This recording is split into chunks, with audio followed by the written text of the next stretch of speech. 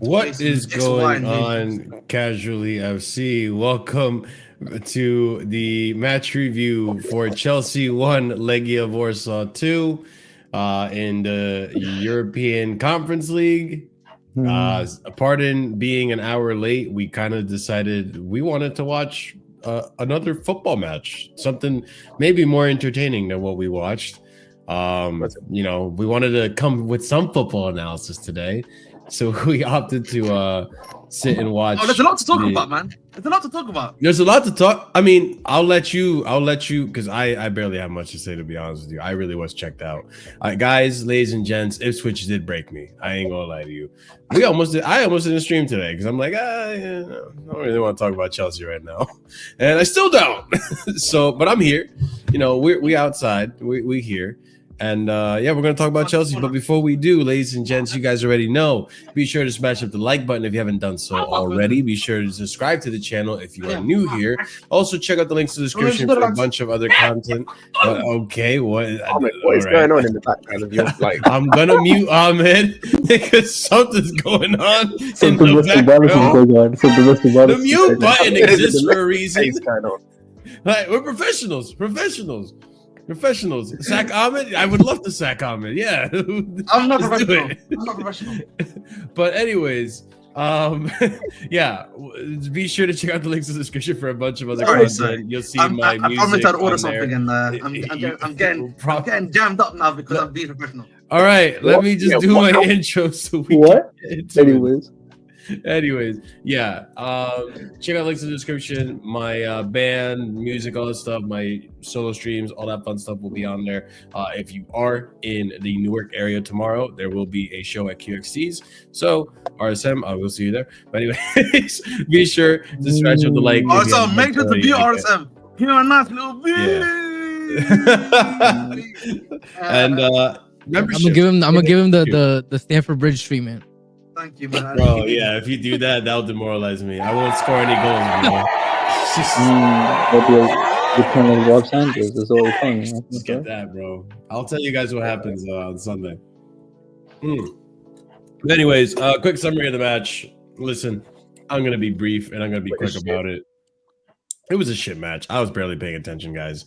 I was paying attention enough to have some type of analysis to come to in the show, but I really wasn't. I was checked out. But yeah, pretty much both two goals came from the first half. It was a really, really strong lineup. I was really surprised to see that we went out there with a strong lineup, and even that got this result. But I'm gonna chalk that up mostly for the players not really caring for this match, considering they were complacent and they were winning it, and they probably didn't really respect the opposition. But regardless, Jurgensen did start in goal. We had Nach and Pong, who started as well.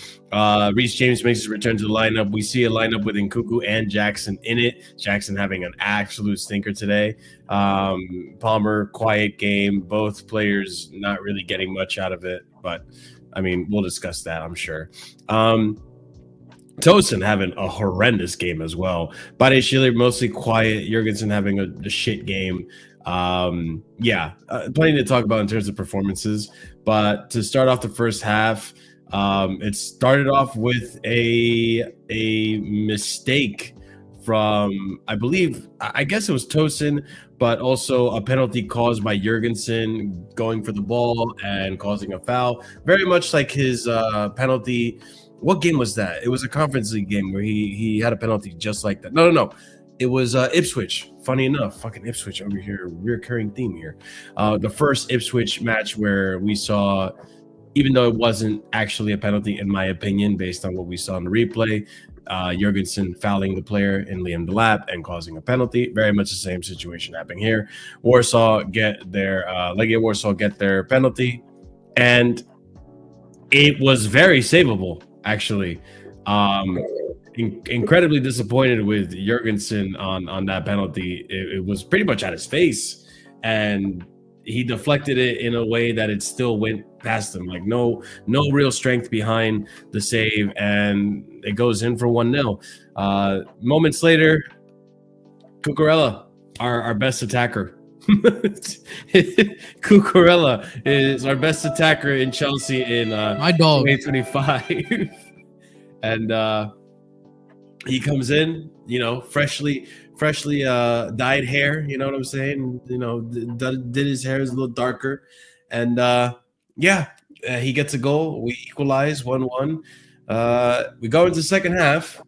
I think who got hooked? Someone got hooked. It was Jackson. Jackson got hooked for George, who I think looked better when he came on. And you want George to be sold? Yeah, I do. So that's the problem. We saw George come on, and it was a very shit second half. I don't know what else I'm gonna really talk about in the second half, other than the fact that Legia Warsaw get their second goal from a set piece. It was a corner. I guess James kind of loses his man, but it was a weird situation where the player went. One of the Legia Warsaw players got in the way, blocked him from following his man marker. The ball comes back in from across, and the Legia Warsaw player is there to be clinical. I feel like Jurgensen probably doesn't make himself as big as he probably could in that situation. Regardless, it's a very difficult save to make. We end up losing the game 2-1 pretty much. I'll be honest, I don't care. The result isn't great, but at the same time, I don't think the game was great. I don't think the players on the pitch really cared that much either. Which, take that how you will, I guess. I mean, is that a bad thing? Is it a good thing? I don't even know at this point. But at the end of the day, we went through on aggregate 4-2. That's kind of all I really give a shit about. I expected this to be a completely young and up-and-coming talent, minus like maybe one or two starting players type of lineup. And I came into this game telling myself, you go out with that youth lineup, you try out some players, give them some chances, give Mogu a chance, give Tariq a start, give Achimpong a start, Shimweka, all these players, Raksaki, and see where you go with it. That didn't happen. But if that did happen, I was willing to accept the loss as long as we just kept going. Like, I didn't really care. This is the one game where you can fuck around. But hey, it is what it is. We lost. I kind of don't really care. But Ahmed apparently has plenty of things to say. So Ahmed, I'm gonna hand it to you. I mean, what do you think about the match? What do you really have to say? And yeah, give me your thoughts, man, and let's discuss the game. Oh my God. Let's start then, shall we? No, I'm just kidding. I don't really have that much to say about the game in general, because I think there's only like three things you can really start with.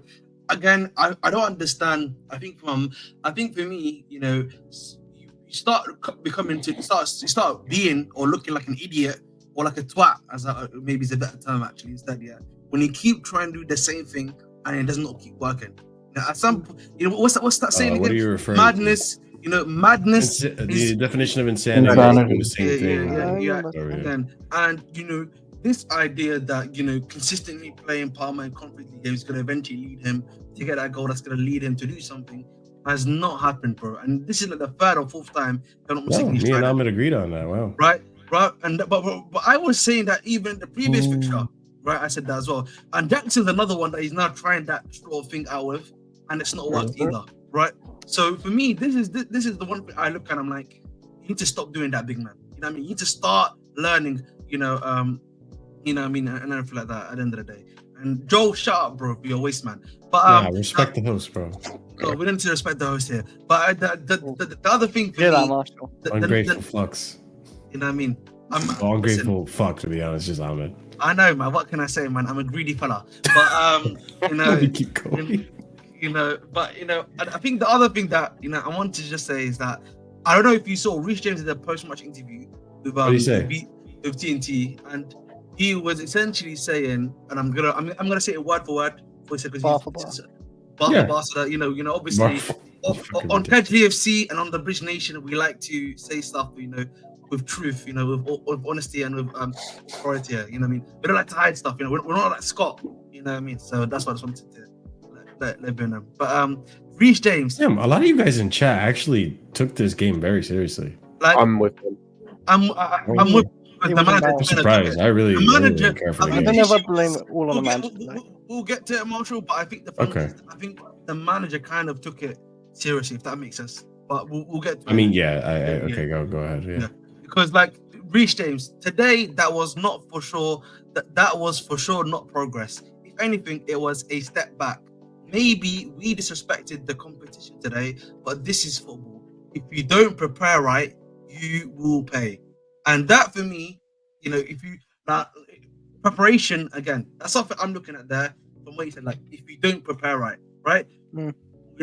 I've always said for a long while, Marshall, that these guys do not take Conference League seriously. I remember that something you and I have spoken about quite consistently, and this for me only proves further these guys do not, in general, just like take the competition seriously. In my personal, is that how you interpret that?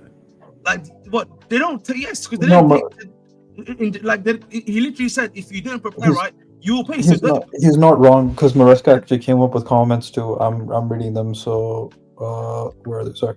So he said on the Reece James ones. So there's a few. So he says probably not the Here we go. Sorry, probably not the competition, but the other team tonight. We respect the competition all season. Probably tonight because of the 0-3 scoreline, and you can manage it in the wrong way. Reece is right in terms of that. And then he also said, with regards to the setback thing, he says for sure in terms of a setback, it is a setback for us tonight. We lost the game, but I think probably the other clubs in this moment can feel more confidence around them.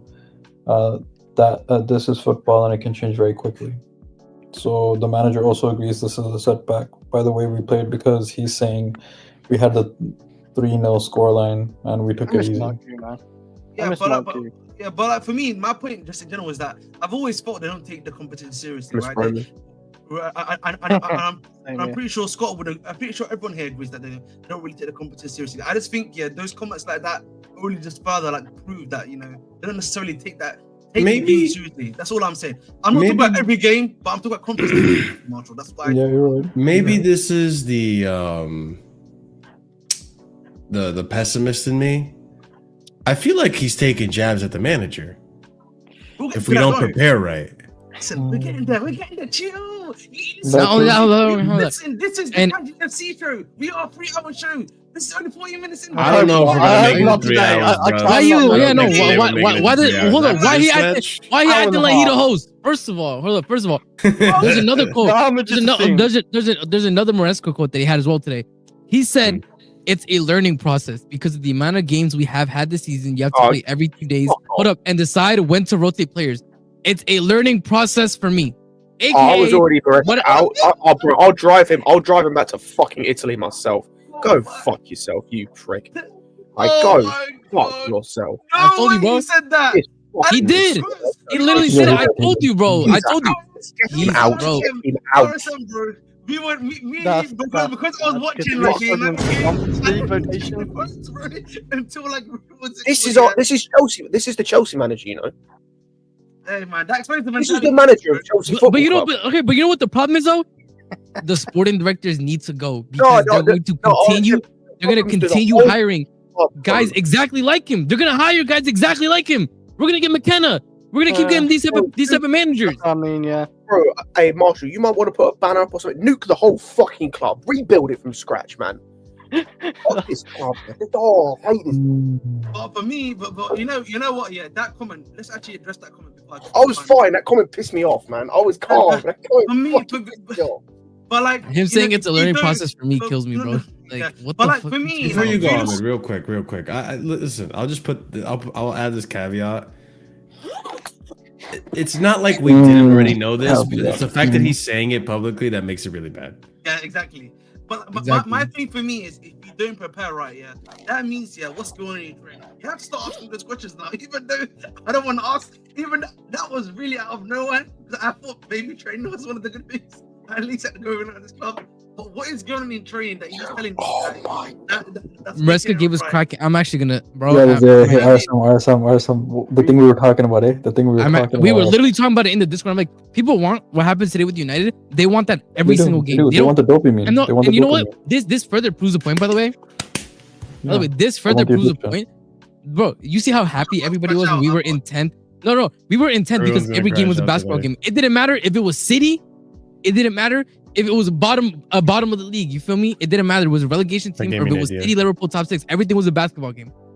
Look at that. I mean, look at the Spurs games we had last season. Like the City games, like everything's a basketball game. These people, that's why these people were happy in 10th because they were entertained. They didn't care that there was no structure. They didn't care that there was no viable way for us game in and game out to win a game. They just wanted to be entertained. You know what it is, RSM? They wanted to start hearing. You know what I mean? They want to. Yeah, that's what they were. Your mic cut out. Your mic cut out. You fraud. Your mic cut out. You know what? Yeah, RSM, go fuck yourself, man. Hey, man, go fuck yourself. But generally speaking, let's actually get back into the topic itself. Yeah, it's just for me, it's not looking good, bro. Right now, bro. Like the atmosphere sucks. The players are saying stuff. You got El Capitano saying stuff like this. And them just coming out. This is not the environment you want when you're trying to make top 4, bro. Bro, this man pulling up like, bro, he pulling up like a dude that just got hired for a job he had no qualifications for. And he's like, hey, what can I say? You feel it's only my second day on the job. What are we talking about? What are we talking about? This guy is genuinely like a deer in the headlights, bro. And this is the worst. Actually. Outcome, it's like the worst outcome, by the way. The fact that he's saying stuff like this, it's like the worst outcome because the best outcome you can hope for is that he's actually learning on the job and improving. Like that's the best outcome you want to have. This is the worst outcome because he's basically saying, "I have not learned anything, bro. I still need to learn more." This is the darkest timeline, bro. He's an Marshall's absolute got the disgrace. evil eyes too, man. I'm not comfortable. Dude, we need to work on Ahmed's microphone, man. Fucking hell, it goes in and out. The reason why my microphone's not near me, is because I'm playing on my DS. You can hear the sound. That's why. I don't care about your DS. I was gonna say something. Turn it on. This fraud, bro. Why this guy sorts out his life? Like, bro, this absolutely. Do you actually know? I'm gonna big up Ahmed later. The first and only time I'll ever do that because he was right about. Oh my god! But this piece of shit that we have as a manager, like, fuck everything else for a moment. Like, I'm gonna be real. I said this on Lewis's channel. I'm gonna say this again. Fuck the owners, fuck the sporting directors, fuck the manager, and fuck the players. Fuck the whole lot. From top to bottom, it's fucked. This club is fucked. It is. But that aside, I want to focus on this guy because again, there are so many things that this guy. Forget the comments. The comments wow me up so much. That really pissed me I off. can't believe you said that. I was like, is this real? I'm like, there's no way. Can you just say the boys gave everything today? Can you just say that? If he says that would be. You know, if that quote comes out, I'm killing myself. Oh my god! Hold up! No, more news. Hold up! More news. Maresca quote. Maresca has just called the Fulham match quote a final. No, come on, these gotta be made up. We're meant to be saying that. You cannot be saying that. Wait. Hey, we're literally. We're finished. We're finished. We're finito. We're Fulham, all right? Yeah, we're actually cooked. By the way. We're Fulham, all right? No. Because my thing is this. You cannot say at the beginning of the season we're not in a title race and then come out and tell me that Fulham is a final. You need to shut the fuck up. I'm not being gaslit like that. You can't have it both ways. No, but RSM, he was spitting, by the way. You can tell from this game. Champions League doesn't matter. Because if the Champions League fucking mattered, could someone explain to me why arguably our best player in the whole squad, our captain, played 90 minutes in midfield again? He was good today as well, though. He's not going to play because we're in there, bro. No, he's not going to play. He's not playing. Oh, He's not playing. No, not going to play against Fulham. You know, I don't know what it is. You know, worries me about I don't know if it's a good enough excuse, to be honest, because I don't see it. But it worries me. No, it worries me. The whole injuries he's had and the surgery. Maybe he's, I don't know, the easier games, and you can put him in the full 90 minutes against Champions League. No, but you know what it is. You know what worries me though. I sincerely think that what's going on here is that they have pretty much written off the UCL, and they're like, you know what? With the way that we're playing, we might not even get Europa. So we need to lock up this Conference League because that guarantees us Europa. I think, like I said in Joey's chat, like I genuinely think that, like, I don't even think it's a case of they've written off UCL. I don't think they care. I think what they definitely care because they need the money. Bro. They need the money. They care about the money. That's it. You can't look at this. We played a stronger team today than we did in the first leg. We were 3-0 up. Well, did we really play much of a song? We didn't play Cucurella last game, right? You want to know the worst part, by the way? The squad that we played Jackson. Yeah, we didn't have George on this time. I went and looked at that lineup before that we played. We played Gusto at left back instead of Cucurella. Yeah. That's the only one I really know. We played Jackson instead of George. Yeah, and then someone else. Those were the main two. Yeah. Outside of that, is mostly the same. But those two, that's a stronger lineup. No, yeah, if you're correct today, by the way, Scott, we played a stronger lineup, being 3-0 up. We started Cucurella, who played 90 minutes. Oh no, sorry, no, he didn't play. I thought he got something off then. We played Cucurella for 60 minutes. Yeah, about 60 minutes. Yeah. Jackson played 45, was shit, most of the time was. Played Reece James for 90 minutes. We need to qualify for the Champions League, and this guy's frigging playing our first team. He won't play Reece now against Fulham, will he? He won't play him. Not only did he play our first choice 11, there's some of the nonsense I'm seeing, by the way, some of the absolute nonsense I'm seeing with the system. Like, I hate what he's done. I hate what he's done. Why am I seeing Palmer and KDH picking the same positions up in attack? Why am I seeing Cucurella in, like, I'm glad he scored, but he's picking up positions and Kunku should be picking up, and Kunku's on the left wing. Like, why have I got? You know why? But the Cucurella is the only player in attack that has box presence. That's it. He can read the runs in the box. I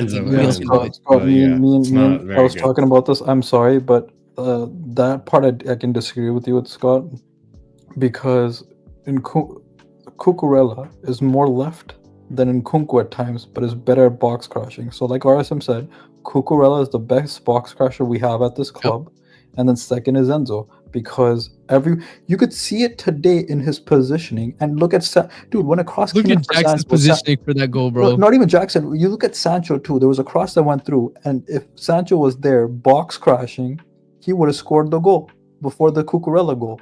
That's what I'm saying. No one in the front line can box crash. That includes Palmer. That includes Jackson. That includes Neto. That includes Sancho. That includes everyone. Only Enzo Fernandez and Cucurella at our club can do it. So I'm fine with that. Because we know Nkunku's at everything, including box crashing, which he was supposed to be good at. And I can't have this excuse anymore when I was saying this in the beginning when I was watching with Marshall, of hey, Nkunku needs to be in the false 9 so he can box crash. I have a left back who's doing left back shifts, left mid shifts, and left wing shifts, box crashing better than you. He got 2 goals almost from box crashing. It genuinely annoys me that our striker isn't finding the positions like our left back. I don't care anymore. Like, we've known this problem for so long. Who cares? Like, I told you this problem was going to be a problem when he was out, and I got told it was going to get better when we came back. By the way, for people thinking these are the same tactics, you're on crack. By the way, if you think these are the same tactics at the start of the season, at no point at the start of the season, outside of Gusto inverting into midfield, did I see 2 fucking right backs playing in midfield. At no point did I see us have 2 centre backs alone at the back playing as wide centre backs, while our keeper played central centre back at times. That never happened at the start of the season, ever, even with Sanchez in goal. At no point did I see our 2 10s try and occupy the same fucking position. So no, this wasn't the same tactics. It's just Maresca's done the same thing we criticised Poch for last season. The moment injuries start to happen and things start to go wrong, he shits the bed and starts experimenting with weird stuff that makes no sense. Wait, Scott, I disagree with you. Wait. So with regards to the left, you're saying the two right backs. Well, Achipong only started coming into midfield after Cucurella left. No, I didn't see him go into midfield as much. He was doing it the entire first half. He was doing it the entire first half. Our first half, we spent most of it with two centre backs in defence because Cucurella was playing wing back or winger, and we had Achipong into midfield. We spent the entire first half playing with two centre backs. We didn't play three centre backs until the second half. And I don't understand why. We've never done that before. That's not happened once this season. We're 3-0 up against Legia Warszawa and you're doing that now. Like I said, the style of play I don't mind because I've seen it under Sarri, we've seen Enrique, we've seen similar styles of football. It can work, it needs time. But there is a fundamental issue with the way Maresca is using this team. And today was the final straw and I'm done. Forget the comments as well. That's pissed me off even more, like I said. The way he's using this team, I don't want him getting certain players. I don't want him getting Santos and putting him at right back. I don't want him getting Estevao and him playing as like a weird touchline winger, bro. I don't want us getting a striker and he's going to have him occupy centre backs the whole fucking game. While we've got bro, I don't want him having certain players next season because the way he's going to use them is going to be a disgrace. Sack him now. But also, by the way, one final thing before RSM goes. You're on mute, by the way. Go ahead. Oh, so you weren't on mute, Mark. Was the other thing. One final thing: if we play like the way we do for the rest of the season, we're not winning this competition. Real Betis or Fiorentina will beat us if we play like we do today. They will beat us. Okay, can I go? Yeah. All right, two things. First of all, with the regards of us not winning this competition, bro, the issue is when the team wants to, we do what we did Legia Warszawa way. When they actually care, we're gonna win. I'm being dead serious. We're winning this competition. I don't give a fuck, bro. The other teams try as hard as they can, and even then, that's what I'm saying. We're winning it. It doesn't matter. Unfortunately, as much as people might want to try to fearmonger that we're gonna lose, bro, the competition is fucking poor, bro. They're bad.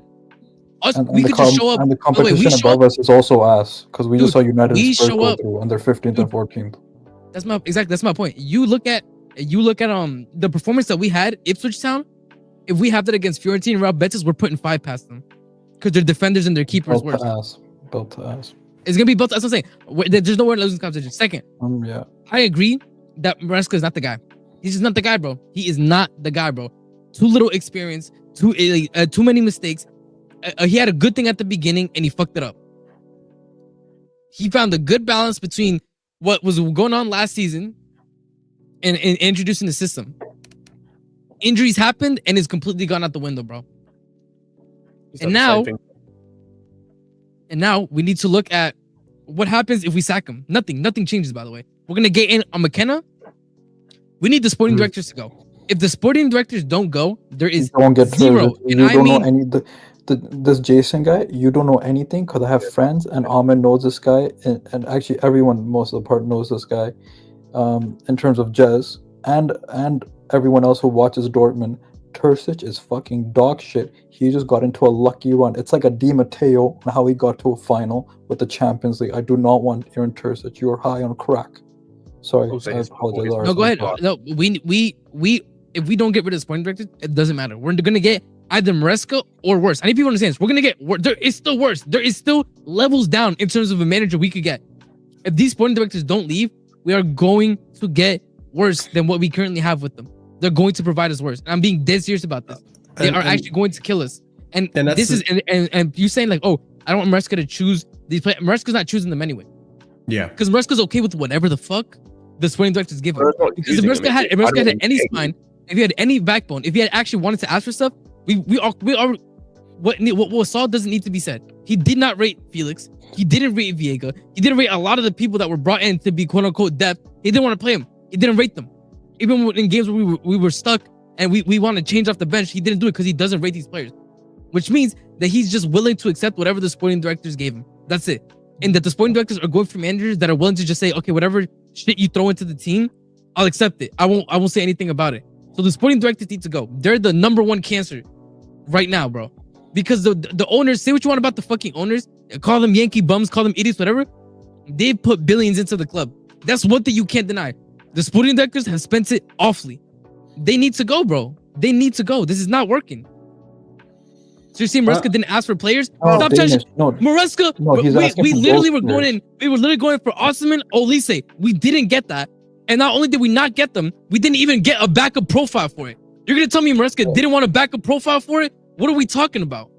I'm not chatting shit. Maresca would have asked, I wanted at least give me Samu. We didn't get Samu and they gave him Felix. Let's actually. He would have wanted. Let's actually attack the argument. Yeah. So we know any of the current managers that come into Chelsea, they can say they want a certain type of profile player, and then the club will just go out and search for them. He does not have to. He's not choosing a specific player to come to the club, by the way. So, for example, he may have said I wanted left back depth, and then they just brought in Vega. He may have said I wanted some sort of like attacker. They brought him Neto, right? So my thing is, Maresca is not choosing any of these players. But the problem, as I said, remember what I said last year of Poch? I'll say the same thing, Maresca. He's the brother that signed the dotted line. He knew the terms and conditions, and he accepted those terms and conditions. That's why, for me, any manager that comes at Chelsea Football Club and accepts those terms and conditions, I can't lie to you, bro. You have to attack them. Again, Ahmed, I hear all of that, but despite all of that, you cannot get the exact players that you want, and you can still make it work with certain players. Like, no, but that's my point. Scott. My point is, listen. They gave him these players. He should be able to, on some level, make it work to an extent. So I was going to say, like Ahmed, we're going to get onto the bigging up of yourself, because I want to touch on a few players in particular. How he came in, had 3 fucking goalkeepers to choose from, and he picked the one that wasn't good with his feet, but had the ability to improve, and said, I can't work with you. The other 2 fucking bozos, you got Robert Sanchez, need I say more, and you got Jorgensen, and that's who I'm going to big up Ahmed for. He was fucking right about Jorgensen. He sucks. He is. Prime, where are you? Where's Prime? Wait. He's Jorgensen's biggest defender. Wait. Just quickly, Scott, we know what the terms and conditions Same are. shit. And if you remember when Athletic came out, and a bunch of other journalists came out about managers, and they said, and when it comes to transfer news, when it comes to transfer business, it's a collaborative effort. Every person will have their say, but the manager is not allowed to choose specific players. He can only ask for profiles. Yeah. That's the understanding I had of it. Exactly. So that's why that's what we know, Danish Maldini. That's why when I said to you, he's not choosing any players at all. He's asking for profiles. They bring him the profiles that they believe can work. That's all it is, and that's the terms and conditions. But like I said, he keeps making mistakes. Like, I'm sorry. Like, again, we can say he didn't get players, and that's cool and all. Like, what about the game today? Like, this game, let's just take the game today. Forget the rest of the season. Let's take the game today. For me, there's nothing about the game today that is on signings or player quality or any of that nonsense. Our team is better than Legia Warsaw. We showed that in the first leg. You can't tell me that, like, we play like we did today, and that's because we don't have the signings we need to. Why? Again, I'll ask the question. The fuck am I seeing 2 right-backs in midfield, one of which is 18 in his first season with the club? Pretty much last season he played like 1 game. Why am I seeing that? Why am I seeing, and then our backup right back comes on at left back? Why am I seeing Nkunku on the wing again? Like, I understand he hasn't got certain signings, and that's cool. And I've said before, with his system, you do need certain signings. But that's when you're playing the top teams and you're going blow for blow. We played Legia Warsaw 3-0 up. And if it wasn't for the fact that, like, it's not just about inverting a right back, because someone made this point earlier. If you invert a right back into midfield, I'm fine. If you want to invert Josh and the rest of the team looks kind of normal, that's fine. It's like when we did that with Caicedo. Caicedo inverted from right back into midfield, and everything else was fine. Everything else in the team at the time made sense, because you can invert one player. You see it with Pep. He inverts like one player, and everything else kind of falls into place. We're trying to invert like 6 players at once, or have 6 players move positions to a new position on the football pitch. That's not normal. That's why I say he's bastardized this. Wait, Scott. So I can agree on 2 of your points, but the one you're talking about with the right back, with the Josh thing, I am not finding I don't understand the outrage, because if he's going to be here for next year, and you want Josh to get the system more, and he wants a right back or a left back to invert because he wants that with Reece James, he's done that with Gusto earlier in the season, then games such as this, where we are 3-0 up and it's basically a meaningless game, is when I would play him and try to make him understand the system more. So by next year, he gets it more. Because we just had a complaint as a fan base how shit Gusto is. So if Gusto shit next season, we can at least have a Josh who might be more comfortable, because he's playing these Conference League games where he is inverting into midfield, that, you know, next season he can be more comfortable with that more than Gusto is. So the other 2 points I agree with the Nkunku and so forth, but I don't understand the outrage when it comes to Josh Achapong, especially for this game, dude. We were 3-0 up. He wants to bet him into understanding the system more. So why not? So the other two, I guess. If that's what you're going to do, fine. Why did Cucurella play left wing the whole game then? Like I said, you went and played, like, my point with the inverting DM, maybe I should expand it. It's not just that he inverted the right back. We've seen him do that the whole season. That's not my issue. My issue is him doing that while also doing the Cucurella thing, while also having Nkunku either drift inside from the wing, which I'm fine with because he needs to do that because he's not a winger, but then sometimes be a winger while Cucurella is crashing the box, and you've got the 2 10s picking the same. Like, it's a culmination of all of that. That's my point. Is you instead of just doing the inverted thing, which we were doing at the start of the season. Right, we were doing that at the start of the season. We even did that. What's it called? In the last game against Legia. I'm fine with doing the inverting into midfield. It's everything else. It's the inverting to then do everything else all at the same time. And you saw what happened in that first half and in this game. It all looks disjointed. We literally conceded the first goal because our entire defense is out of position. Our entire defense is just not in sync with each other yet again. And Tosin's out of position. And the ball goes through where Tosin's meant to be, and we concede the penalty. We then continue to play like that the whole first half. Like the entire first half, we continued to play like that. We changed a bit in the second half, I think, once Gusto came on, because then Josh stopped like inverting as much, and he was much more as a centre back in a back three, and that was better because that's more like it's just. So Scott, okay, it's just a mess. Scott, it's just a mess. No, but Scott, can I interject? So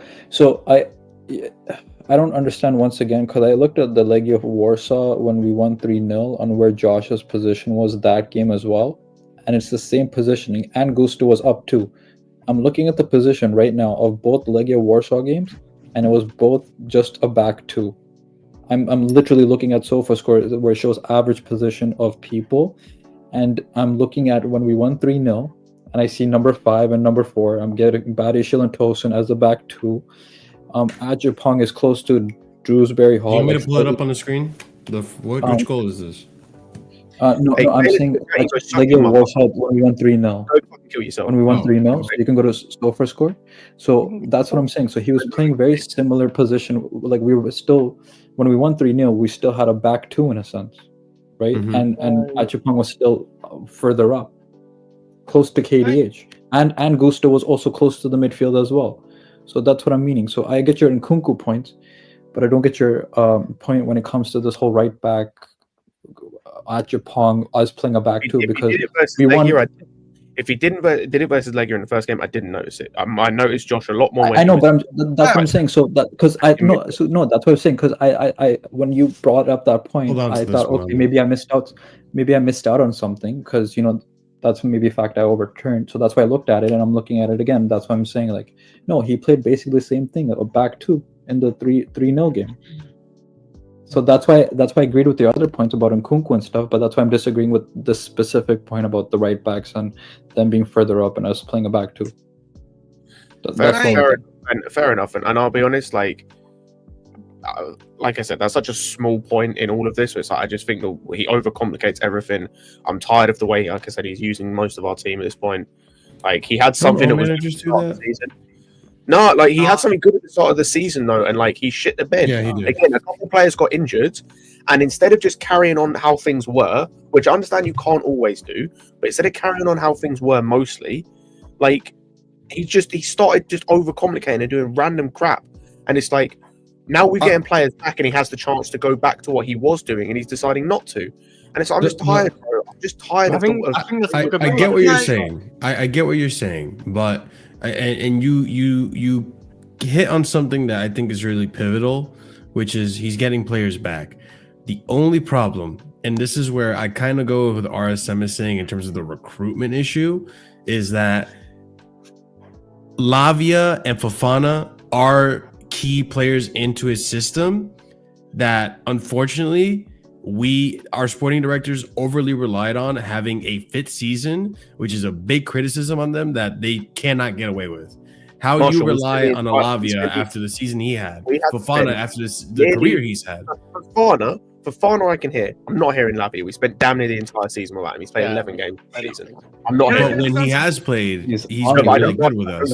I don't care. We were second without Lavia. He played all of like 11 games like this season. We were still second without Lavia. Lavia is not the issue. If you want to say Fofana, whatever. But again, I would hear this if we played someone better. We're playing Legia. And the fact is, you could argue they outplayed us today in terms of like going forward. I'll be honest, I think the players were mostly checked out today. Yes, we had chances. They could have easily scored more. They should have had another penalty. They should have scored more. Both teams had their chances. But like, it's fucking Legia. I said this after the first game. It was like we had that first half and it was terrible. And I said, okay, that second half we had, that's what I expect. And what happens? We play worse than we did in that first half. But you know what's worse too, by the way? We played a stronger team this game than last game, and we looked worse, bro. We looked worse. I just wanted to say quickly, if I just may, Danish Maldini. Brother, I was trolling Pep. Of course, Pep doesn't pick his players. I already know that stuff, okay? That he gets chosen. No manager, of course, the football doesn't get to pick his players. But the point I'm trying to make, though, is that there's a difference between the quality of players you're going to get. I really wasn't. Right? There's a genuine quality of players like that you get. Like the quality of player you're going to probably more than likely get from a Man City's the Man City directors trying to bring. And the ones that we're trying to bring, I would argue, is a bit vastly different, in my personal opinion. But I literally said Pep for fun. In front of you, don't do that, man. But anyway, the reason why I wanted to slightly move on from what you were talking about, Scott, is that I want to look a little bit more at the players. Now, I don't know if you guys know the players' body language, right? Yeah. If you remember at Brentford, there was a lot of frustration from the players, right? Please be close to the mic, my friend. You know what I mean? No. You know where it is? I know where it is now. Let's increase like this. Now you're gonna hear me nice and clear. Yes. Your message is show him XP, but you're fucking waffling, bro. That's why I put him up. Yeah, so say something informative. Say something that adds to the stream rather than this. Yeah. No, but like the Marshall Rich, isn't that shit? He ain't lying. He got you there, Marshall. He ain't lying. Relation. No, but like there you go. You got Lewis to confirm. Yeah. But like the point I'm just trying to say, the point I was making was that at Brentford, the players' body language was frustration. Yeah. If you look at Ipswich, they looked very down after Ipswich. Yeah. And then if you look at Legia Warsawa, it's very similar to the body language, they're showing right now. 1-to-1, bro. Right. And the thing for me, Marshall, and everyone in here, is that a lot of stuff around. Well, I've said Marshall, everyone else. Can I not say what? You're the host. Can I not say Marshall to the host? Not anymore. I just got tickets to, you know what? I just got tickets to Chelsea, Lyon. FIFA, you can have my money. All right. Wait, Club Lyon. I'm sorry. I got scammed. Vivid Siege got me again. Dang it! No, but like, listen. Let's not interrupt my point. Not only is Club Lyon not in the competition anymore, you're also not going to land. Whatever the fuck. Yeah. Okay, let's listen. Let me just finish my point. Two these. Yeah. Let me finish my point. The point I'm trying to make is that the body language of the players is not in a great place. The comments after the game was not in a great place. We have a big game against Fulham, whether elected me or not. Yeah. It's on Sunday. Yeah, okay, that's fine. But like, I'm just saying, yeah, we're not in the green one right now. Like right now, boys, that's the situation as it is right now. Yeah, it's too pessimistic right now, and this is me, the pessimist, saying that. Even I'm feeling like this is not going in the right direction, bro. In the time that you probably want everything to go like really well for you, it's not going right for us right now. Obviously, Conference League is going right. I'm just talking about obviously our objective just getting into UCL football. I don't know, like, and this is a wrap, bro. That's a wrap. Like, what you mean? Like, that's a wrap. No. I understand it's a wrap, but like, I'm just saying, bro. Like, it is not like I don't understand. Like, if it was like we've done the opposite of last season, where we started really poorly, and then yes, it was like shit teams basically. We faced at the end. Yeah, we kind of ended it well. It's kind of like the opposite, Marshall, right?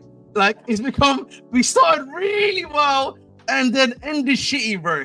If you know what I mean. So sorry, I'm laughing at chat. I made someone rage quit. That's great. This is that's good. This is fantastic. This is great.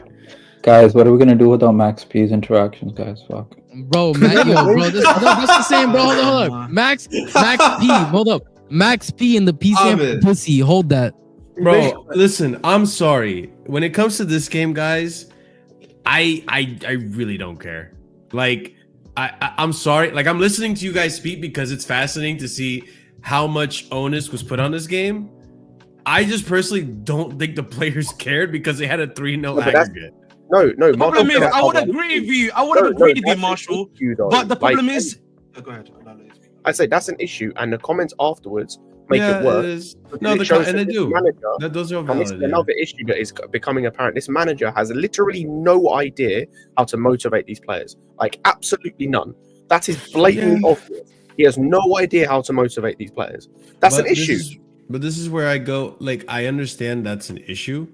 Where I have an issue, where I think the solution is with the directors. Get new sporting directors, and then whoever, or sporting director, doesn't need to be two people. It could just be one person. Get a new sporting director, and then have that sporting director decide whether or not Maresca is up to snuff for the project that sporting director wants to see. If the directors go, I'd go with them both together. Clean slate. The thing is, like, how many clean slates do we need to do? Because, like, we're impatient at Chelsea fans. If we have to restart the project all over again, because listen, everyone's praising Luis Enrique, which very likely so. That's great. Everyone's praising Luis Enrique. That's fantastic for him. By the way, that took 2 years. He's on his second season. You don't have to be experienced, by the way, to motivate players. Now look what Liam Rossini is doing, by the way. He's had like 2 years in management. It's got nothing to do with fucking experience. You either know how to motivate players or you don't know how to motivate players. It's really fucking simple. And it's quite clear Enzo Maresca has no idea when things are down, when things are bad, how to motivate players. Like, it's quite evident. You could, because the thing is about, like, motivating players, and the thing is about, like, getting players up, is it's not, you can do that. That's easy to do when things are going well. Because it's just a vibes thing. Everyone's on the same vibes. Everyone's on, like, it's easy to do that. Like, when it's bad, that's when you need to be able to pull teams out of a rut. We've seen managers do it before, and we've seen managers fail to do it before. Maresca is now, like, we're asking him to motivate him, and the reason he's not, like, the reason that he's not motivating Danish is because look at what I'm seeing. Like, the reason we lost today. I keep forgetting. The reason we lost today is, like, not on a talent issue. It's quite clearly not a talent issue. You can't say we've got a worse team than Legia Warszawa. We don't have a worse team than Ipswich. We don't have a worse team really than Brentford. We don't have a worse team than who else have we lost to this season? That's below us. Like, do you think we've got a worse team than Fulham? Servette, do you think we've got a worse team than Fulham? Like, I wasn't even thinking that early in the season. Some of the teams we lost to, it's not a talent issue. It's a mental issue. Yes. It's a mental issue. Part of mentality is motivation and keeping players motivated and keeping them concentrated in games. It's quite clear he has an issue doing that. That's, like, Danish, like, you didn't watch the game, so it's hard to comment. Why did we lose this game? Well, he didn't watch the game? Why did we lose the game as well against Ipswich Town too? Why did we lose the game? Yeah, the Ipswich, I'm not doing this. Never mind. Go watch this. I forgot. I thought we lost that game. Sorry, Scott, with regards to your comments on Liam Rossini, I'm sorry, but I wouldn't put too much stock on that, especially because Strasbourg didn't have a downtime. They're on a high. The club has no expectation compared to the second Maresca walks in. The fan base won a top four. No one in Strasbourg had an expectation that Strasbourg were going to be anywhere in Europe. So for him, it's a free hit. If he doesn't even make it to top 4 or 6 or 7, it's a free hit. Yeah. So with regards to your point in general, yes, but you were saying Liam Rossini knows how to motivate his players. I wouldn't say so. They were like bottom half in the first 3 games of the season. After that, they were climbing up, and it's Strasbourg. No one has expectations. They're riding good momentum, bro. It's the same thing that we did in the last season. So I wouldn't put Liam Rosini as the example in your argument. That's all I'm gonna say. It's like, yeah, sure. Like I'm not, like you saying, oh, look at Liam Rosini. David Moyes then. After 2 years. Huh? Sorry. Let's use David Moyes then as a different example. No, that's fine. But so then that discredits your thing, because you were saying, hey, you don't need experience. No, because the reason you brought up Liam Rosini is because you were saying that you don't need experience to learn how to motivate players. Okay. But again, that's so Moyes has the years. That's what I'm saying. How does Eddie Howe? I can use other examples. Let's go with Fabian Herzl or Andoni Iraola. They've managed to do the same this season when times have been tough. Wait, like we've seen them do it this season. Yeah, and how many? So once again, Maresca's in his 2nd year of management, actual management. And how long has Iraola been? This is Iraola's 3rd season of management, and this is Herzl's 2nd or 3rd season of management. Okay, they're all in their 3rd season. They're all in their 3rd season of management, by the way. Actually, outside Herzl, I don't know for a fact, but the fact he's 31 makes me think he can't have been managing for long. But this is Iraola's 3rd season of management. This is Maresca's 3rd season. Herzl's, you're correct, but I don't know about Iraola. But yes, sir, go ahead. I mean, Eddie Howe's young and he motivates Newcastle pretty well. I think. Eddie Howe's more experienced. My thing is, like, he's very experienced, I guess. Yeah. There are many things that people can fault Maresca for, and I've defended him a lot. And I think there are things that people get at him for that I'm not getting him for. But like I said, for me, it shows that he can't motivate these players. For me, like at the end of the day, it's Iraola's been manager since 2018. I'm looking at his profile right now. Who? Iraola. Iraola, right? Like the Bournemouth manager? Yeah, Iraola. He's managed since 2018. So he managed this club called AE Marcana.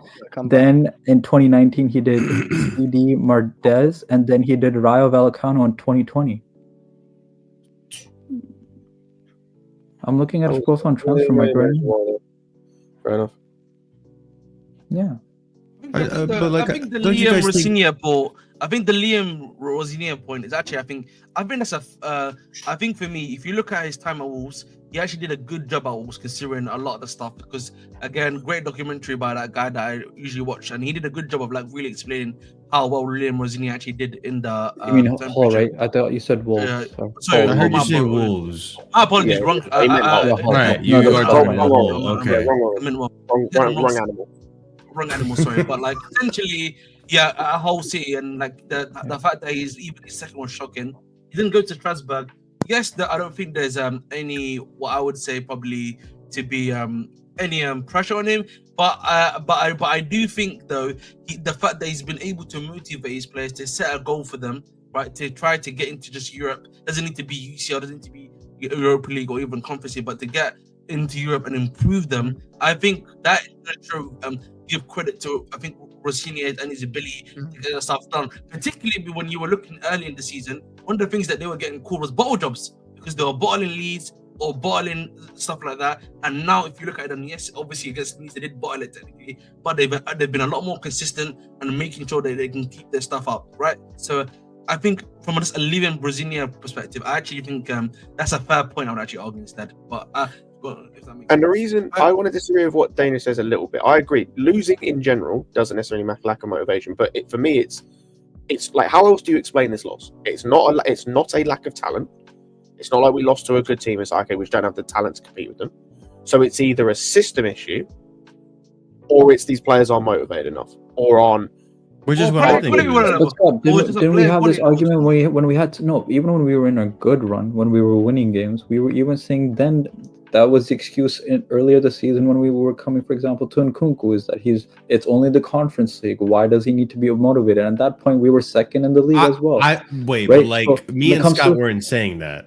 No, I'm not saying me and Scott were very critical of him. I didn't say you. I didn't say you. I said the general. Oh, okay, the general public. Okay, public, right? Was that, like, for example, Ahmed was saying the Nkunku thing was because, hey, Nkunku's not motivated in the Conference League. Why are we caring how? And I still stand by that take. I'm saying even if you stand by that take, well, we're still in this bummy ass Conference League. where we can literally we can sleepwalk into winning this. If I'm seeing a Man United and Spurs who are 14 and 15 win a higher competition in Europa League or be in semifinals, then you think this team, who's been in top 4 for most of the season, is 6 now. Even if we drop, no, but I get CP. If you were saying this in a general, those two teams are different conversation. I agree with you on the Tottenham thing. On the United thing, I think the difference with United and us, ultimately in these type of competitions, is match winners. Like you say what you want, but and I criticize him and I think he's a shit football player. Bruno Fernandes is that type of guy for them who will turn up when they need him to. We don't have anyone like that right now. No, I understand that, but Enzo is trying to be that player. But I wanna. He's not that player right now. He's just not that type of player. If I may, just 1 minute, I want to actually Cuckoo too, CP. I agree with your general take about Conference League. That's why I always say these guys aren't motivated and like that. So I agree with you on that. But I think the reason why I think this game specifically, right, I think it's worth mentioning. Is because it does seem to me, at the very least, the manager wanted some level of seriousness from them, right? Because he was right. That's why I take exception with this one, only this one specifically. Every other game, I agree with you. I don't give a shit. I know they don't give a shit, but this one, the players he was playing, it was clear he wanted some sort of something from the guys. Whether it be Jackson, whether it be Palmer. Well, that's part of the reason why I wanted him to play youth. This is where I think me and Ahmed disagree. I think Marshall, we had conversations about this. Yeah. Ahmed was muted at the time because he was busy on his stream, understandably. But I don't. He took it seriously to an extent, but I think he wants players who are shit in the attack, which is all of them, to come into good form at some point, and using some form of competition or motivation. Because it's not like we have FA Cup games, we don't have Carabao Cup games. You're shit in the league anyways. So I don't think you had my point in CP in this stuff. My point in CP, he's done that already. I understand it's not working. He's done that. Scott, I understand it's not. No, Scott, I understand it's not working. But even the weeks when we didn't have Conference League, we were still shit. So he's trying to find at least at some point, maybe some competition or something, to give them the motivation. He's done it 3 times already. CP. Where I disagree with that is, and I think this goes back to what Ahmed said about the motivation thing, and I agree. And I think smash up the legs, people. Where I think, and this is where I go back to playing younger players, is because you saw George when he came on, and you see George over this time. Even Acheampong today, I thought was decent. And same with Acheampong. You see the way they played. To be honest, but you see the way they've played when they've come in. Yeah. There is that motivation there to be a part of the team and to play at the level and to try and offer something to the team. Yeah. And I'm not saying that I was about to call them experienced players. Jesus Christ, the slightly older players. Because that's the way our team is compiled, on wanting to do that as well. But it's I think it's a different level when you play these teams. It's in the game today, there's no reason why you couldn't have played a front four containing George and Shim when we're 3-0 up, and have Nkunku in the 10 and have Sancho on the right, and play that. And it's you don't. This we are seeing. Palmer has gone. What is it now? 17 games, I think it is, in all comps without a goal. Yeah. A lot. He scored against Brighton. He didn't score before Brighton. Scored against Brighton, and it hasn't made a difference. It's not making a difference. You can't play him into form. It's not working. You've played him twice against Copenhagen. You've played him twice against Legia Warsaw. He scored in none of those games. In fact, he missed a penalty in one of the games as well. With Jackson. So my question is, if that's not he's not playing in form. He's not playing him. Okay, so let's say we don't play him in these games. Fair enough. So if he's not hitting form in the league anyways, then we're just gonna wait until a magic fairy dust happens and he. No, you just have to know what I'm saying. League because there's no other option, right? But we play. But that's why Maresca sees the Conference League as an option. It might be the only option, but that's why he sees it as an alternative option to maybe get some form. But I'll say this though, we're not playing worse teams. As the competition goes on, we're playing better teams. We're about to play a semi-final against Djurgården. They might be 12. No, Scott, we're not doing. No, Scott. This is where I disagree because I remember you doing a hype job for Legia. These guys when we were facing them, they're like, "Hey, this is the team." Sorry. They just beat us at home. They're the first Polish team to ever do that, by the way. Okay, Dude, they are. And we just talked about how we weren't motivated because we battered them 3-0. We're not doing this. We're really not doing this when we won 4-2 in aggregate about how they beat us. We're not knocked out of this competition. When we face a better team, no, Scott, you keep on because I remember before this round when we played Copenhagen and you were saying the same thing. And we were shit, and we were shit again. And we no, but you were doing a hype job about how tough Legia Warsaw was going to be, and then we beat them 3-0. Are you one of the people that told me when we got players back we were going to play better, or were you on my train we're going to be shit the rest of the season? I'm curious. No, I thought at least Jackson might help the attack more, being more fluid. Nothing's changed. That's all I said. I'm glad we're on the same page with that. The same page with that. So CP, I want to actually. So 1 sec. I just want to answer Jason's question. I am not happy with the club. I have never said that. I'm just saying, like Scott has at times done hype jobs on Conference League teams. Copenhagen was tough, and we said Copenhagen. Me and Marshall thought Copenhagen would be a tougher one than Legia Warsaw and all these other teams until we faced the Real Betis, for example, because Copenhagen was in a Champions League match last season. That's why we thought we played a harder team the round before than we did in Legia Warsaw. Right, so, Marshall? Is that correct? Right? We thought Copenhagen would win against Legia Warsaw. I mean, we beat both teams by the same aggregate, I'm pretty sure. Like, the point based on name, yes. Copenhagen, and we thought on paper was a match last season. Yes. Yeah. I think for me, the question I wanted to ask you, CP, is that I get that point you're trying to make of, this is the only competition he has to play these guys, right? In order to get them to form. But my problem with that is that let's isolate the players slightly, yeah. Let's start with Palmer, right? He's tried that already, if I'm not mistaken, twice now with Palmer, where he's played him in the Conference League to get him back into form, right? And it hasn't worked. So for me, I just don't see the point, for example, of playing Palmer again when you've already got 2 times of previous where it's just. You mean in the Conference League or just in general? In the Conference League, Chris. In the Conference League, in recent history, it's in recent history, right? So I'm talking about Palmer specifically. So I'm like, okay, it doesn't work, right? If I then look at Jackson, maybe there might be something to that, right? Because if that makes maybe sense, fitness, maybe something like that, right? Yeah. I can get that, but the problem for me is that a guy like Palmer should not be playing that because we've already got 2 X already. There's no point of us getting another X. If that makes sense. Here's the way I see it, right? And this is what I was going back and forth with CP on Discord, which, by the way, ladies and gents, if you don't already know about the Discord, it is down below. We do watch alongs on there. We expose Ahmed and all that fun stuff. So if you haven't done so already, check it out. And also, if you're tuning in, there were a lot of you here. Smash up the like button. Let the algorithm know that you're watching Casually FC. But on what Curry was just saying, the thing with me and the players that when we're on that pitch is, one, it was a motivation thing, right? Like Scott was saying, and we were talking about this whole time. I think one of the things is the younger players you see throughout this whole entire tournament, and even to an extent, a Mikhailo Mudryk. There were players that were up for the match. They wanted to prove that they could be in the first team, all this and that, right? At this point, you're playing now players that already know they have a spot in the first team. They're not going to really compete for anything here to an extent, right? So there's that aspect of it. The other aspect of it is that for me, with Cole Palmer specifically, why risk putting him in this game when we're at the tail end of the season? Although it doesn't look like we're going to get Champions League, we're still mathematically in a top 5 race, right? We're still mathematically in a race to get Champions League. So why risk playing Palmer for how many minutes he played? He played 60 minutes, didn't he?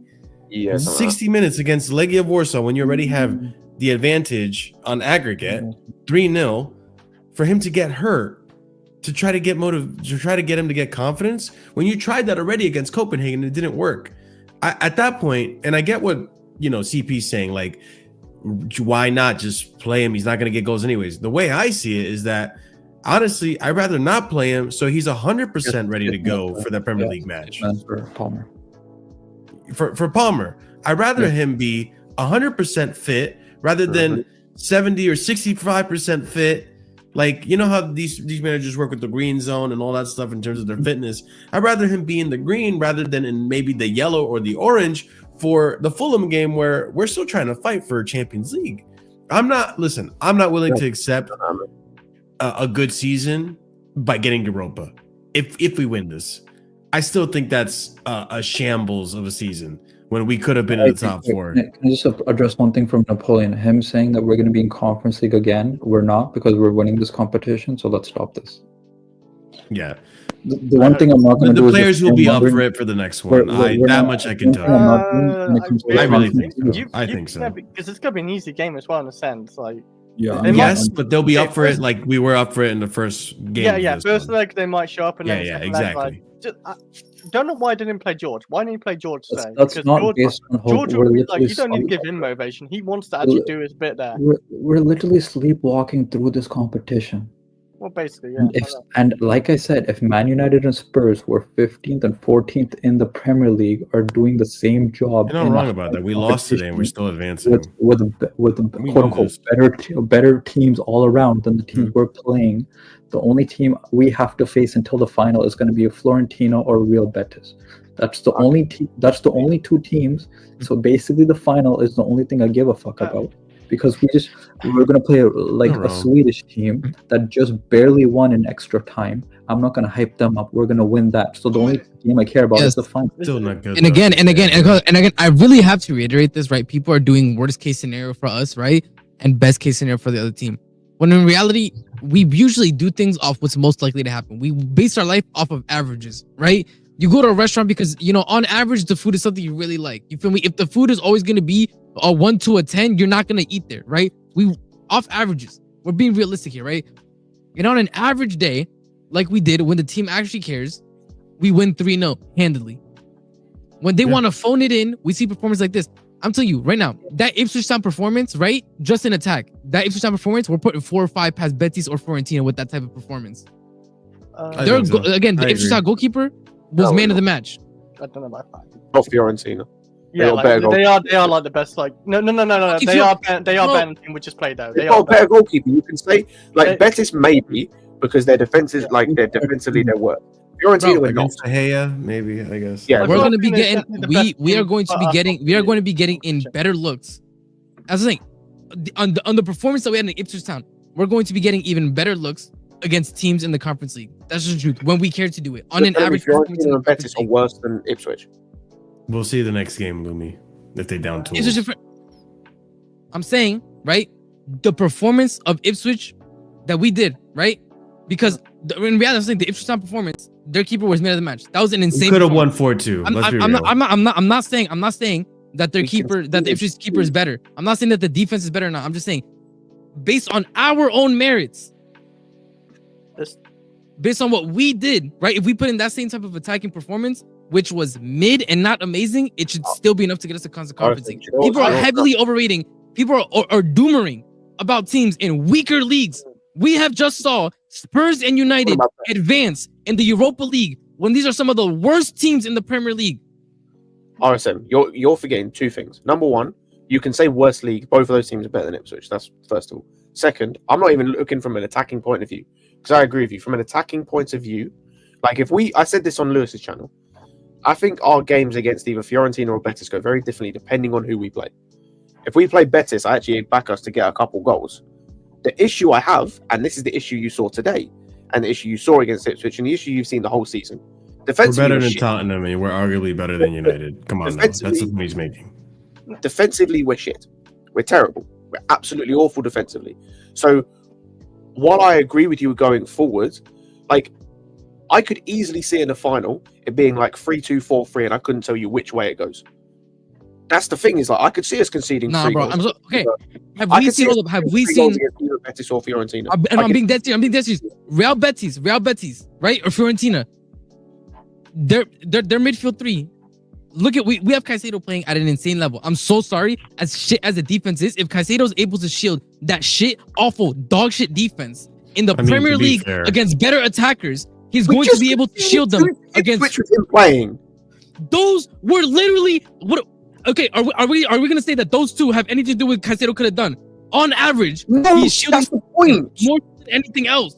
Orison, you're saying he's going to make a difference, and I agree he's going to make a difference because he's better. Try not to shout. But my point, as I'm saying, my point is, right, on average, I don't think that we're going to let a team in the conference league score like 3 or 4 passes to win 4-3 or 4-2 in the final. I don't see that happening. Can I back your point? Arson, can I back your point? So let's back our points because no. Oh, but this wasn't the best team, and they didn't care. When we care, we won 3-0 away. That's what I'm saying. I hate this. And let's go through this team. No, Arson, let's go through the teams. The teams that the team that Florentina faced today. The team they faced was 21st in the Conference League table in the group stages. The team they barely scraped through by 1 goal difference. They won 4-3 in goal difference in aggregate. Florentina beat a team that was 21st in the Conference League in the group stage. Florentina once again beat a team by just 1 goal. The team we beat was 7th in the table. Florentina beat a team that was 21st. 21st by 1 difference. So let's not do this fear-mongering bullshit when it comes to the conference. We can do it for sure. When it comes to the Prem, I will agree with you. We're not going to make champs. But when we're doing the Conference League, not the Champions League or Europa, that's where I'm not listening to the shit.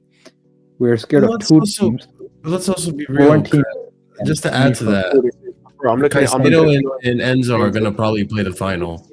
That's my point. It's a big difference. Not only are we going to have Caicedo and Enzo in the final, right? But the team is going to care. And when they haven't even shroud of caring is saying, a team that cared won 3-0 away, bro. People are talking about Legia Warszawa away, bro. We're gonna get pammed. We might even lose. And I'm like, bro, we're probably going to try and we're probably going to win. We won 3-0 sleepwalking away. They didn't care. They didn't show up today, and we lost. But we were 0-0 in halftime. We were 0-0 in halftime. When we care enough to win, I'm telling you, there is no team in the Conference League that can get up to our level when we put the foot on the gas. That's simple. I don't know what to say. Brentford and Ipswich. What are you doing, Jason? Like you guys sometimes want to be like. I feel like sometimes you're purposely being disingenuous about the argument. It's totally different context. So JP also said we're playing like shit. We were also playing like shit before the first leg of Legia Warsaw, and then we beat them 3-0 because we give a fuck. Yeah, but go ahead, Scott, because you had an answer. You had a rebuttal. I find it nuts. Number one, these teams are better than Legia Warsaw. Like whatever we want to say, I agree with the Djurgården thing. We should beat them. These teams are better. Number two, you can talk about they drew with this or they didn't beat this 21st team. That's cool and all. They also beat Inter Milan this season, and Juventus. They beat atmosphere today though. That's cool. Like we can do that as well. Yeah, they deserve to get booed. Big up to the Chelsea atmosphere. Betis beat Real Madrid recently as well. So that's cool and all. My point, and this is the point I made to RSM, is even with some of our players in this team, like Caicedo, like Enzo, who I agree will make us better. I think it's stupid anyone said they wouldn't. We still make defensive errors regardless. Our defense sucks. I think we can all attest to that. Even with Caicedo in the team, it still sucks. My thing is, I don't back us to keep a clean sheet against some of these teams. In fact, I expect us to concede at least 2 to either Fiorentina or Betis in the final. So if we want to win, we need to have an attacking performance like we had against Legia Warsaw. We need to have an attacking performance like we did. What if crazy idea? We keep a clean sheet and we have a decent defensive performance.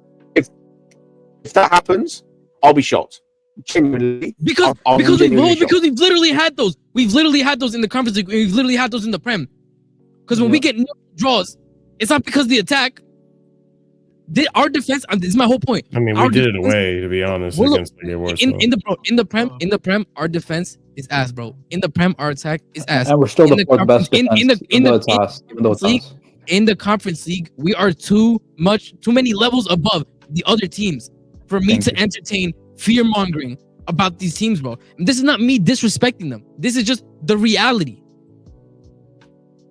We watched two of some of the worst teams face higher level competition in the Prem and win. Let me check something. I'm curious about something because I've just seen how many what they called clean sheets we've had this season in the Conference League.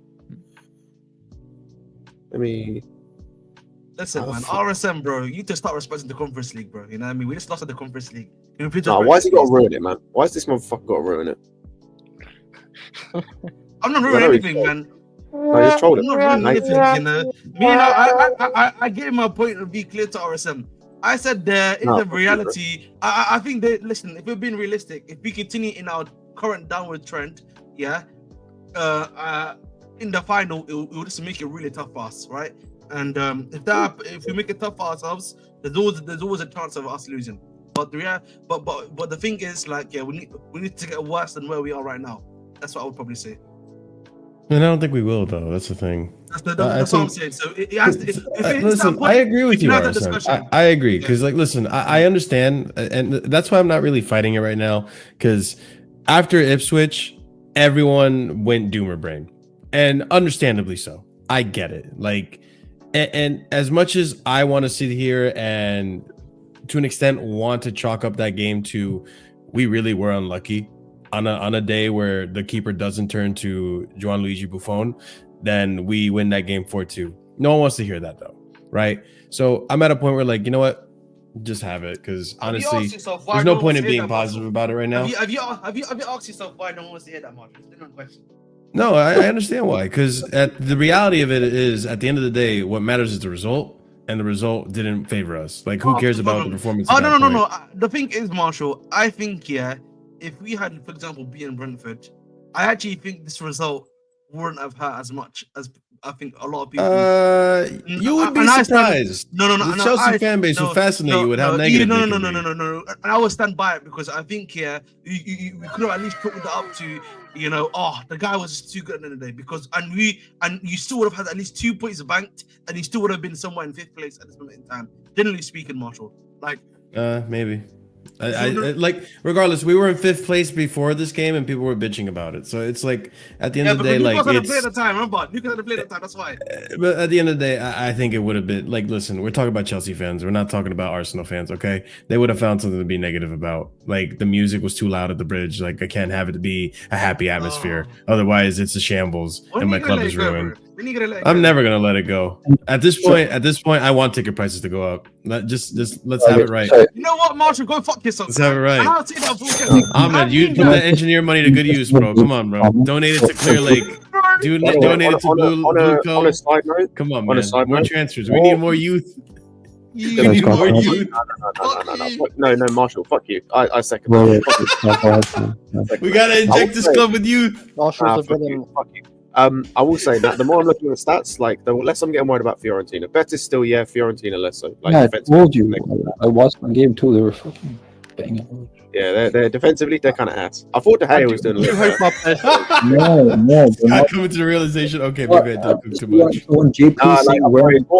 looked at the clean sheets, bro. They've had 2 clean sheets the whole conference. They're not that great. Yeah, that's what. So when people ask me where I'm, it's the.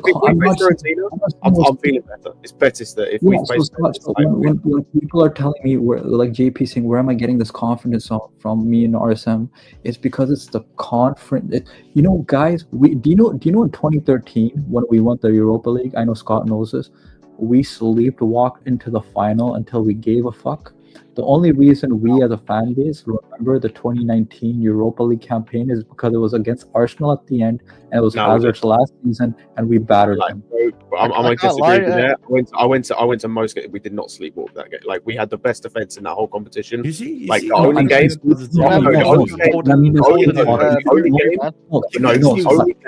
The only game we didn't turn up to was that Sparta Prague game, and it didn't matter anyway. Like, outside of that, just one bit of positivity. What I mean is sleepwalking. You can't do it. I can't say it.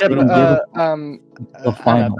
Even when Christopher was saying this to me, is in 2013, I didn't care about the Europa League campaign until the final. So why is everyone freaking out about the Conference League campaign in terms of us until we make it to the final? Care when we make it to the final. It's a one-off game. I can give you that. But this thing about what are we going to do? Scott. You know why, RSM. I'm addressing people like AP in particular and stuff like that. That's what I mean. About me? No. But I'm actually going to ask you a question though. You know why people are reacting like this? Like, I don't really feel like. No. My thing is, I completely. The reason why the trajectory is downwards. I understand that. But my whole point being, right? If you are falling, right? If you are falling from the top of a skyscraper, you are still higher than the dude that is at the ground floor. Wow, great work. That's my point. Let's give RSM an applause, man. Let's give RSM an applause, man. I mean, you know what? Man, you know what, Ahmed? You know what, Ahmed? How about you? How about you? Are you on my dick? Are you on my dick? Are you on my dick? How about you hop off my dick, bro? Yeah. Okay, I appreciate that. he said, "Why are you on my dick, bro?" Sorry, RSM, can I? Because you know what? Hey, it's trying to on, clap. and- Like, oh my I'm God. gonna have dinner in 8 minutes, so I'm just gonna quickly say this because Marshall, I said I would.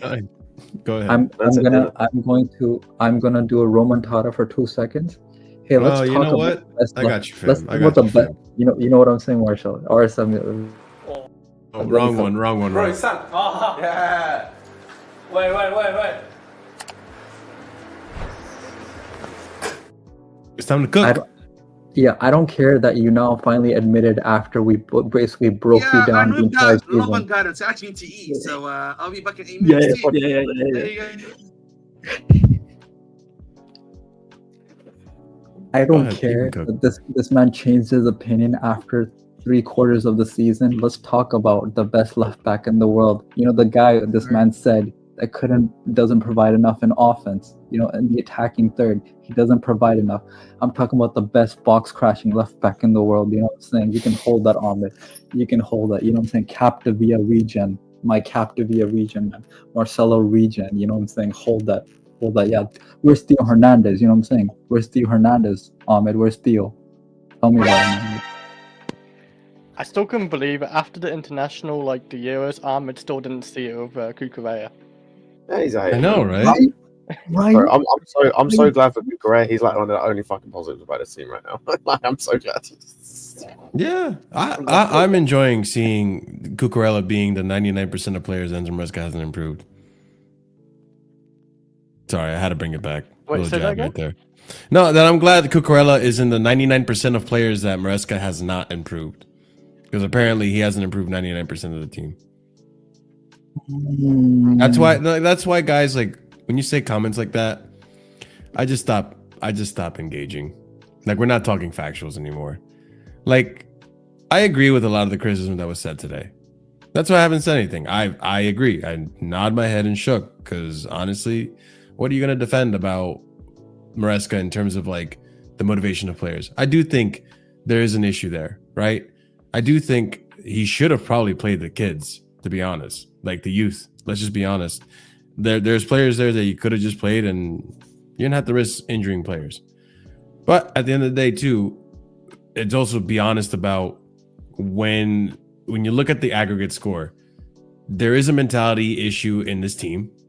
There are players that aren't affected by it. We're looking at Cucurella, right? We're looking at Enzo. We're looking at Caicedo. They'll always put up, or even Reece James, I'll even put him in there. They'll always give you 100%, right? But we know that with the other players, they don't. They have a mentality issue. It's no different with this game for me. And so for the next match in Conference League in 2 weeks, I believe, right? I am going to change my expectation, and I am going to be disappointed if we get a result like this, and you'll see me more animated about it. I do think that game will be a better improvement on this. The players will actually give a shit and try, and they better fucking give a shit and try, because they better be trying for every game going forward, to be honest. Even though right now it's looking unlikely to get UCL, still fucking try. Still give it a shot. Like, you're not out of it. Mathematically, you still have a chance. You just got to keep winning your games. It's just getting harder to do so. Like, and for people, like, you know, we made Champions League football on the last day when like Spurs lost. To we made Europa. Yeah, like, you know, just fight it till the end. Shit happens. We're literally 1 point behind all those places. I'm not saying it's gonna happen, but at least be in the fight. Mm-hmm. So I'm also down in the dumps. I don't think we're getting it, but as long as we're in and around that area. I just have to be realistic. By the way, like, there's only a couple games left in the season, right? Mm-hmm. Everybody crying sack Maresca, right? We sack Maresca. This team, we've already seen the players themselves do not have mentality, right? Yeah. What are we gonna get, bro? Like, who are we gonna get in interim that is going to get the wins that we need at the end of the season to potentially get UCL? You're so shameless, CFC for life. But that's the other thing. That's what I said before, right? That's my issue. Like, we're stuck with him until end of the season. People can cry, sack him now, bro. But my issue is, bro, it has to be end of the season. That's just where we're at right now. Because I'm going to stick to this theory, right? I said earlier in the season, I think this system that he has going on for him, there's a few things going through my head right now. Rossignol was brought up. One thing I got to give kudos to Rossignol for that Maresca isn't doing is that he is instilling multiple shapes into his tactics and this team to learn and pick up on. That Maresca has been very, very rigid about how he wants to play. He doesn't adapt it to anything different. He doesn't want to change it for the most part. You know, we have seen him make additions and some quirks here and there, but he hasn't changed the system overall, right? Rossignol has 3 in the back. He's done 4 in the back, 5, so on and so forth. 2-man midfield, 3 in the midfield, you know, midfield block. Like, he's tried different things with the team, and it makes it so maybe they don't have one system down efficiently, but they at least are able to change up when they need to change up to approach a game differently.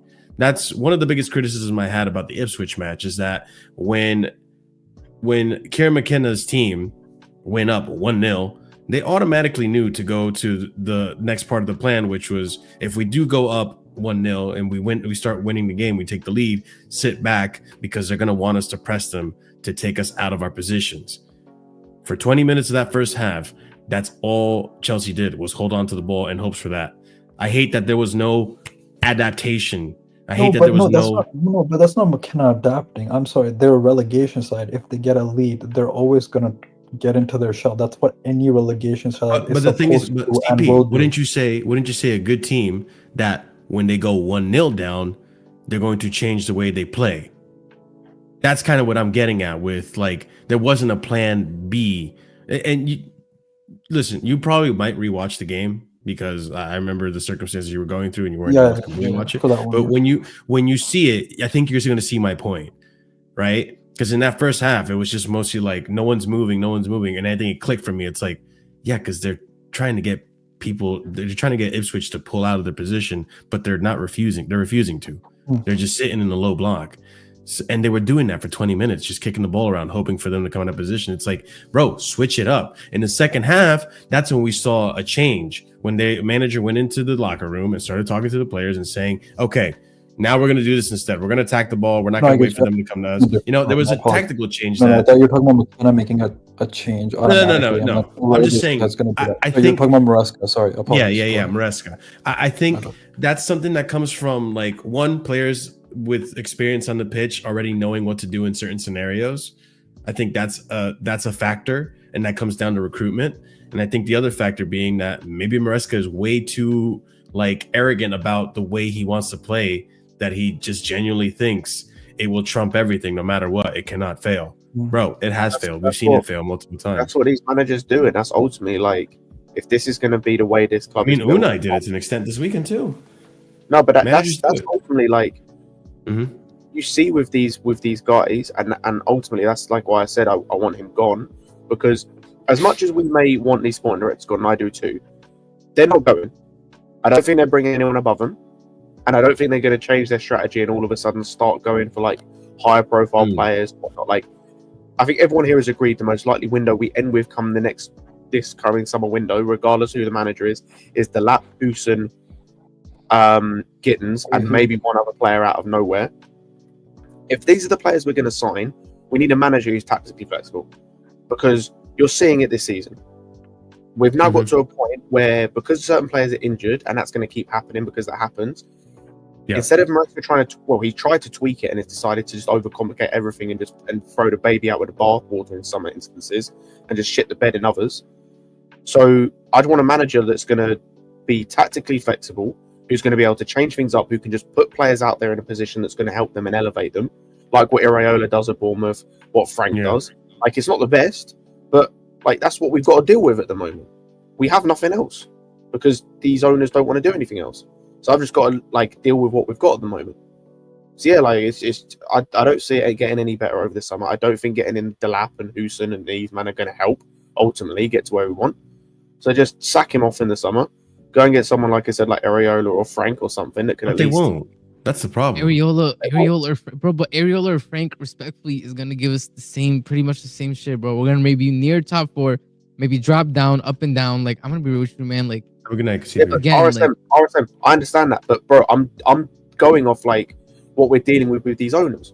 Yeah. Because they're not going to change the sporting directors. We already know they're not going to change the sporting directors. They should be gone by now if they were. They're like, I just have to go off what they're giving me, which is nothing. Like, the reason I say Frank or Areola is that's realistic with these owners. I'd love him, bro. If I'm being honest, my number one target right now is probably Inzaghi. I go and pay him whatever he wants. Yeah, they're not going to do that If either. they win the double, bro. They're potentially on for winning a double. Like winning the Champions League and the Scudetto. I'd pay him whatever he wants. I'd give him the whole world. We're not going to do that. So here's the thing, here's the thing, Ha. And to address Scott as well, like, and Scott doesn't do this. But, Oh, give me Ancelotti, man. I would love Ancelotti. He is my favorite Chelsea manager. Well, it's up there between him and Tuchel. But like, I would love to have Ancelotti back. But here's the thing: me dreaming about this, only to have that dream coped and crushed by this ownership, is just getting myself. I said that wrong. It's just getting myself set up to failure. Like, it's just like, what are we doing? Like, do you fall in love with every single girl you talk to? Because you must be fucking miserable when it doesn't work out. Like, let's be realistic about the situation. Like, it's not gonna be. Also, hold on. Also, why would we want, respectfully, bro? It's the same for me. Like, I've seen Carlo, bro. I watched almost every Real Madrid and Barca game. They're the only two teams I follow in the Liga. You brothers, say, bro. No. For this, I don't care, bro. For the past season, there's been absolutely zero tactics from him. Yeah, I would even argue last season as well, when they won the league and when they won the champs, he relied heavily on players bailing him out and individual brilliance to bail him out of bad managerial situations. And this season, it has not gotten better. It's gotten way worse. There's no tactics going at the team. They have no idea how to build up. They can't play out of a press. And you can tell that the management messed him up by not getting him a 9. He's playing with 3 left wingers in this front. I'll give you that. And my point being, right, is not only is he a manager, with all due respect, again, exactly the same as, and I've said exactly the same about Mourinho. Unfortunately, a manager on decline. All signs point to that, right? As of right now, he's a manager in decline, and we are no longer the club we used to be either. He's not the Carlo he once was. We are not the club we once were. If he's struggling with the amount of talent that Madrid have, because they have 3 left wings in the front, he's gonna come here and see our squad and do what we did exactly. I do feel. I mean, listen, I disagree, but that's a whole different discussion. Generally, just to make it quick, I do feel like he does get the best out of all of his players to a point. He does turn them into the best version of themselves, and I would like to see what he does that with players that I know, or at least most of us feel, have a high ceiling, that have a lot of potential. Just to see, like, we're talking like, the great Namekian unlocking Gohan type shit. You know what I'm saying? Hidden potential type shit. But he has not. But the thing is, he hasn't done that in a long while. I get that. And that's like that's a whole different discussion, which that's a different stream essentially. The main point I was trying to make earlier, though, is something that you guys pretty much have been alluding to, and I'll just flat out and say it and repeat it pretty much, is that even if we sack Maresca, I don't trust these directors to give me the best solution after that. They already gave me Poch, was horrible. And then they already gave me Maresca, which, as much as we've been decent, Poch, bro. Yeah, as much as we've been good enough to stay in top 4, we were in the title race early onset. Now it's different and things haven't worked out. We're in 5th now. We're gonna miss out on UCL again, and it's just like I can't do that. And here's the thing. You've already started getting players for him. You started getting players for his system. Are you telling me that, to an extent, I feel like a Renato Vega was supposed to be for his system? We're looking at a Sugo coming in and a Santos coming in. Liam Delap, which is a similar striker to Nicholas Jackson, which Maresca came out and says he likes Nicholas Jackson as his ideal striker. Now he's praising Liam Delap. Like, these seem like players. Real quick, Scott. These seem like players that are for Maresca's system. If we sack Maresca, then we're gonna have this situation again where, like this season, we have a Malo Gusto and Nkunku's not working. We're just gonna have more players that we have to get rid of, and then we're gonna be sitting here complaining and whining about, like, dude, we have 40 players in the squad, half of them that don't want to be here, that haven't fit in the system. What's the point of buying them? We're gonna have the same vicious cycle of just, bro, we're doing this over and over again. Go ahead, Scott. I'll say I don't think we have bought players specifically for his system. Like all the players you mentioned, like Delap, I don't think is a system player for Maresca. I think he can just work. Like, I think you look at other players, Sancho the same. Like, if we decide to keep him, I think he can work in other systems. Like Neto, I would not say is a Maresca system player. Like really, I'm trying to think of like who else we bought. Like obviously, is Sugo. Like I don't even Vega. I think we've seen he's gone to Italy. He slotted it straight into a back three system, playing as a centre back, playing as a central centre back. He could easily fit, like, say we got it. Say we got, for example, Inzaghi. I know we're not going to. He could easily fit as that left-sided centre back in a back three, or the central centre back in a back three. If you've got a back four manager, I think he could easily play. He plays left back for his country in a back four. Like, what he's become for us, what he's playing as for us, I think is just it's just because of the system, right? But I specifically think this is what they haven't done, because this is the thing I've been telling them to do. They haven't bought players specifically from Maresca's system. They've bought Swiss Army knife players that can fit in a multitude of ways. So, isn't that what Maresca claims he likes? He likes these versatile players. Oh yeah, but bro, I fuck what Maresca says, man. This guy's just smoking. Like he's just smoking. Fuck what he says, man. Bro, but you know what it is? You know what it is with that as well, bro? Is the things like, for me, and this is where I agree with Scott, like 100%, is the fact that they didn't get players that fit the system, because if they did, it is very clear from the onset of the transfer window what profiles we needed. We wanted an aerial striker, right, with a good box presence, Osman, right? We needed a winger with GNA output in Olise, right? We didn't get either, bro. Let's be real. We got Sancho, whose GA return. I mean, Neto would have been dormant. Neto would have been good if you got an aerial striker. But that's my point. The Neto signing. That's the issue. Then we did it, and then when Osman, and we didn't even get Samu in, we got Felix in. So we didn't even get the backup to just in case we didn't get Osman. We got again another season with just Jackson. I'm argue. And the thing is, Marshall, like I've talked about this before recently when we talk about the Jackson thing. That's not the same type of striker he had when he was at Leicester. So how do we know it's the type of striker he likes? Because when he was at Leicester, which is what we hired him off of, that's Ndaka, right? He had a completely different profile of striker. He had a striker that didn't want a lot of touches. Think it was doing PR, wanted to run in behind and stretch the field. Jackson wants a lot of touches, wants to drop deep to get the ball, while also sometimes stretching the field. Like Jackson on the ball is way more complete, so to speak, even though he's not really complete, but he's more complete, so to speak, than a Vardy or a Daka. But like they gave him a striker that was in no way similar to the strikers he was just dealing with. So like I don't think this is the whole point, and I think this is what Ahmed touched on earlier, of like them not buying players to suit their system at all. Like they just bought players that are going to work regardless of the manager. That's what they've done since the beginning. Look at what they did last season for Poch. He wanted Ugarte, which they didn't get, and it was good they didn't get. They got Caicedo. He wanted to keep Gallagher for his system, and they told him no. Like he wanted, who else did he want that we were linked with?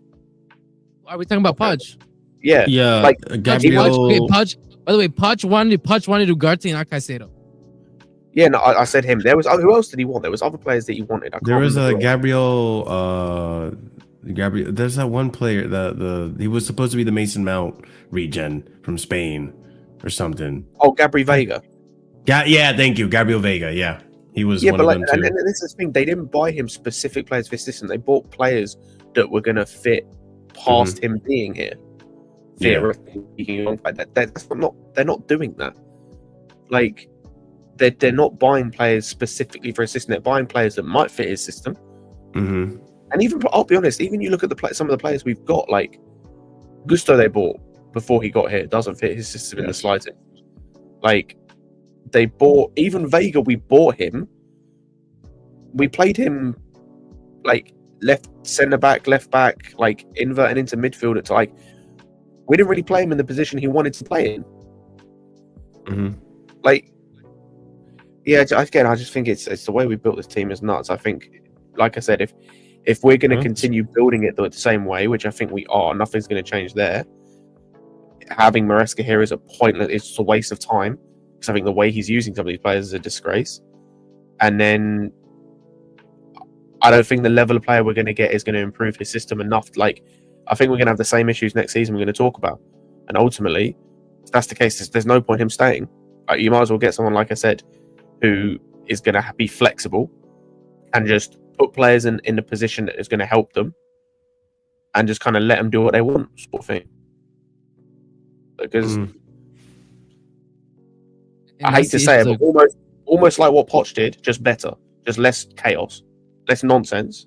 But I'm slowly coming to that conclusion. The issue with Poch was the fact that like he put players in their best position, but there was no tactical setup whatsoever. Again, it's like, okay, Gallagher, you win the ball high up the field, cool. Palmer, you're high up the field, cool. Enzo, I want you to be right next to the striker. Caicedo, good luck. Like, come on, man. That was the issue we had with Poch, is like he was a good man manager in the fact that he got the players motivated, right? They wanted to play for him. Fair enough. But tactically, he gave us basically the equivalent of what we saw with United almost every game against whatever level opposition.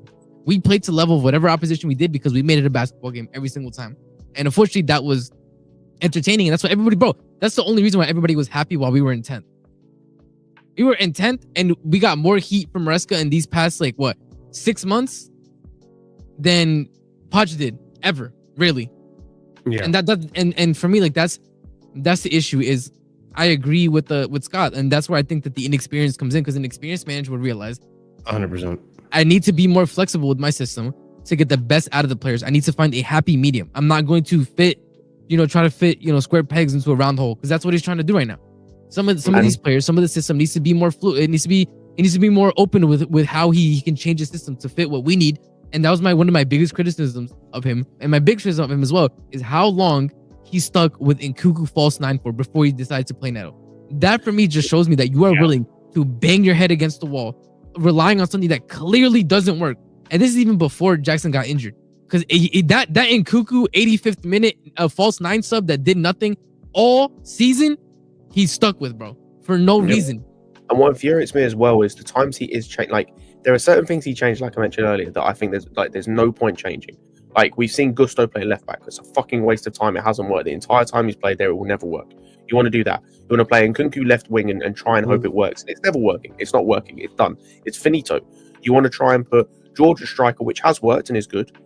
But at time, like, he'll do some changes which are good. He'll do some changes which are stupid. There are some obvious changes he could make, and I'm going to bring up one that's been talked about to death, but he won't make them. Why can't you we've talked about him earlier and about playing him into form. Why don't you just put Palmer on the right? Why don't you just try it? You're trying everything else. Just try it. Try once. Just try it. Give it. You played it. You did it once against City. You did it. I think you did it a couple of times when we had like Lavia back when we were playing that 3-man midfield. We did it. Was it Tottenham or someone when we played the 3-man midfield as well? It was City and it was another. It was Spurs and Liverpool, I think. No, Liverpool we didn't. It was definitely Spurs though. Yeah, just try it, because guess what? When he's playing on the right, he's going to get more space. He's going to have more time on the ball to allow him to do us. He's going to be able to drift in a space that he wants to drift into in terms of that right half space a lot more. He's hopefully going to get more touches closer to goal. It might not do anything, but just try it. You've tried every fucking thing else. By the way, Scott, when he has time and space, he's actually good at pinging the ball into the box as well. Yeah, and he did the last season, and he's only made times this season. It might be shit, right? It might be shit. Just try a game. Just try a game, and this isn't me backing the other player I'm going to mention. Just try a game where you have Nkunku 10 and Palmer on the right. Just see how it works. We haven't done that once this season. Just see how it works. He's so averse, and this is pissing me off. And it was the same thing he did when he did the Leicester thing, when he did something that worked with the overlapping wing back, and then immediately came out and said, "I don't like playing overlapping fullbacks." It just worked, bro. Who would you play as a 10, Scott? By the way, if Palmer played on the right, by the way, who would you play as a 10? One second. Listen. I just want to actually attack an argument here. Yeah, Chris was talking about pinging crosses. Who are we pinging? Well, just the ball into the box. Yeah, he does it many times. Who are putting the ball into the box for, Chris? Wingers. No, but the way we cross right now, bro, Yeah. No, but he likes to dink it into like the and guess who likes to crush it in the box? Cucurella. And he actually got a goal from when Palmer. That's what you've got on the end of the crosses. Cucurella, man. On the left side. You know, big up to Cucurella. But you know, the problem is, listen, I just think for me, the problem that we have right now, and I'm gonna put it very simply, that the manager right now, he's a deer in the headlights, bro. The headlights are too bright for him, and I think he's a bit confused as to what to do, bro.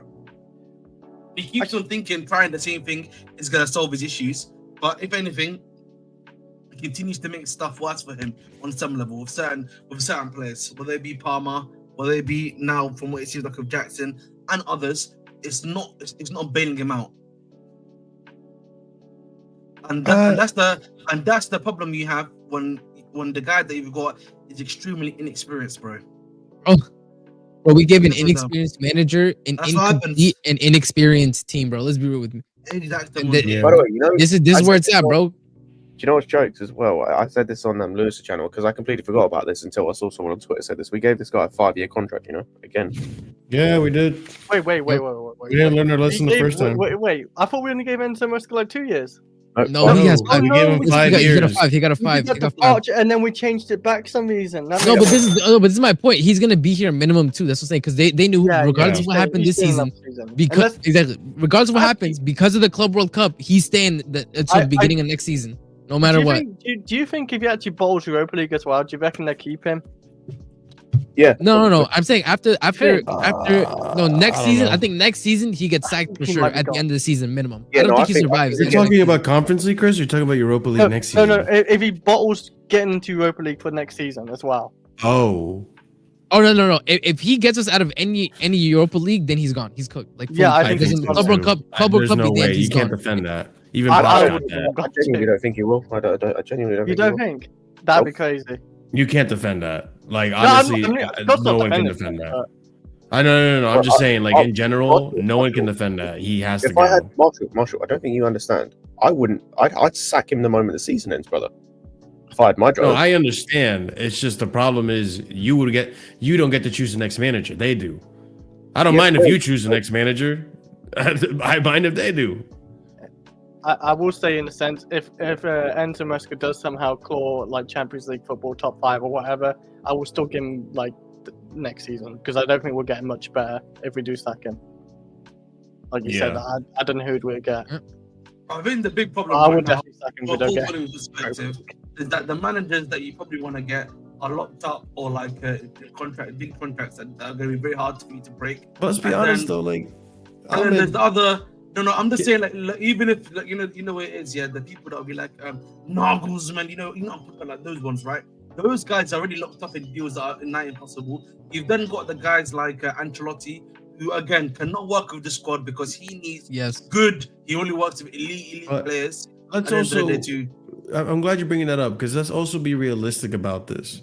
No, I'm just giving them. No. I'm not saying you aren't. I'm just saying for the people watching, because there's a lot of you that live in this la world and dream world where it's literally all ideal scenarios for you. Like, oh, if it were up to me, I would have gotten a front of shirt sponsor for 1 year. I would have gotten Osimhen. I would have gotten Declan Rice. I would have gotten this, that. Ideal FC. The world doesn't work that way. And what I'm trying to get at with this is that even if you say sack the manager, you're doing this thing again where it's like ideal FC. I'd bring back Jose. I'd bring back Don Carlo. I'd bring back Zidane. I'd bring Zidane. This and that. Xabi Alonso. That's not how the world works. You don't just go and pick a manager and that's it. It's done. You get it. You go, you negotiate. They hear the idea. They have an opportunity to reject or accept that position, and you go from there.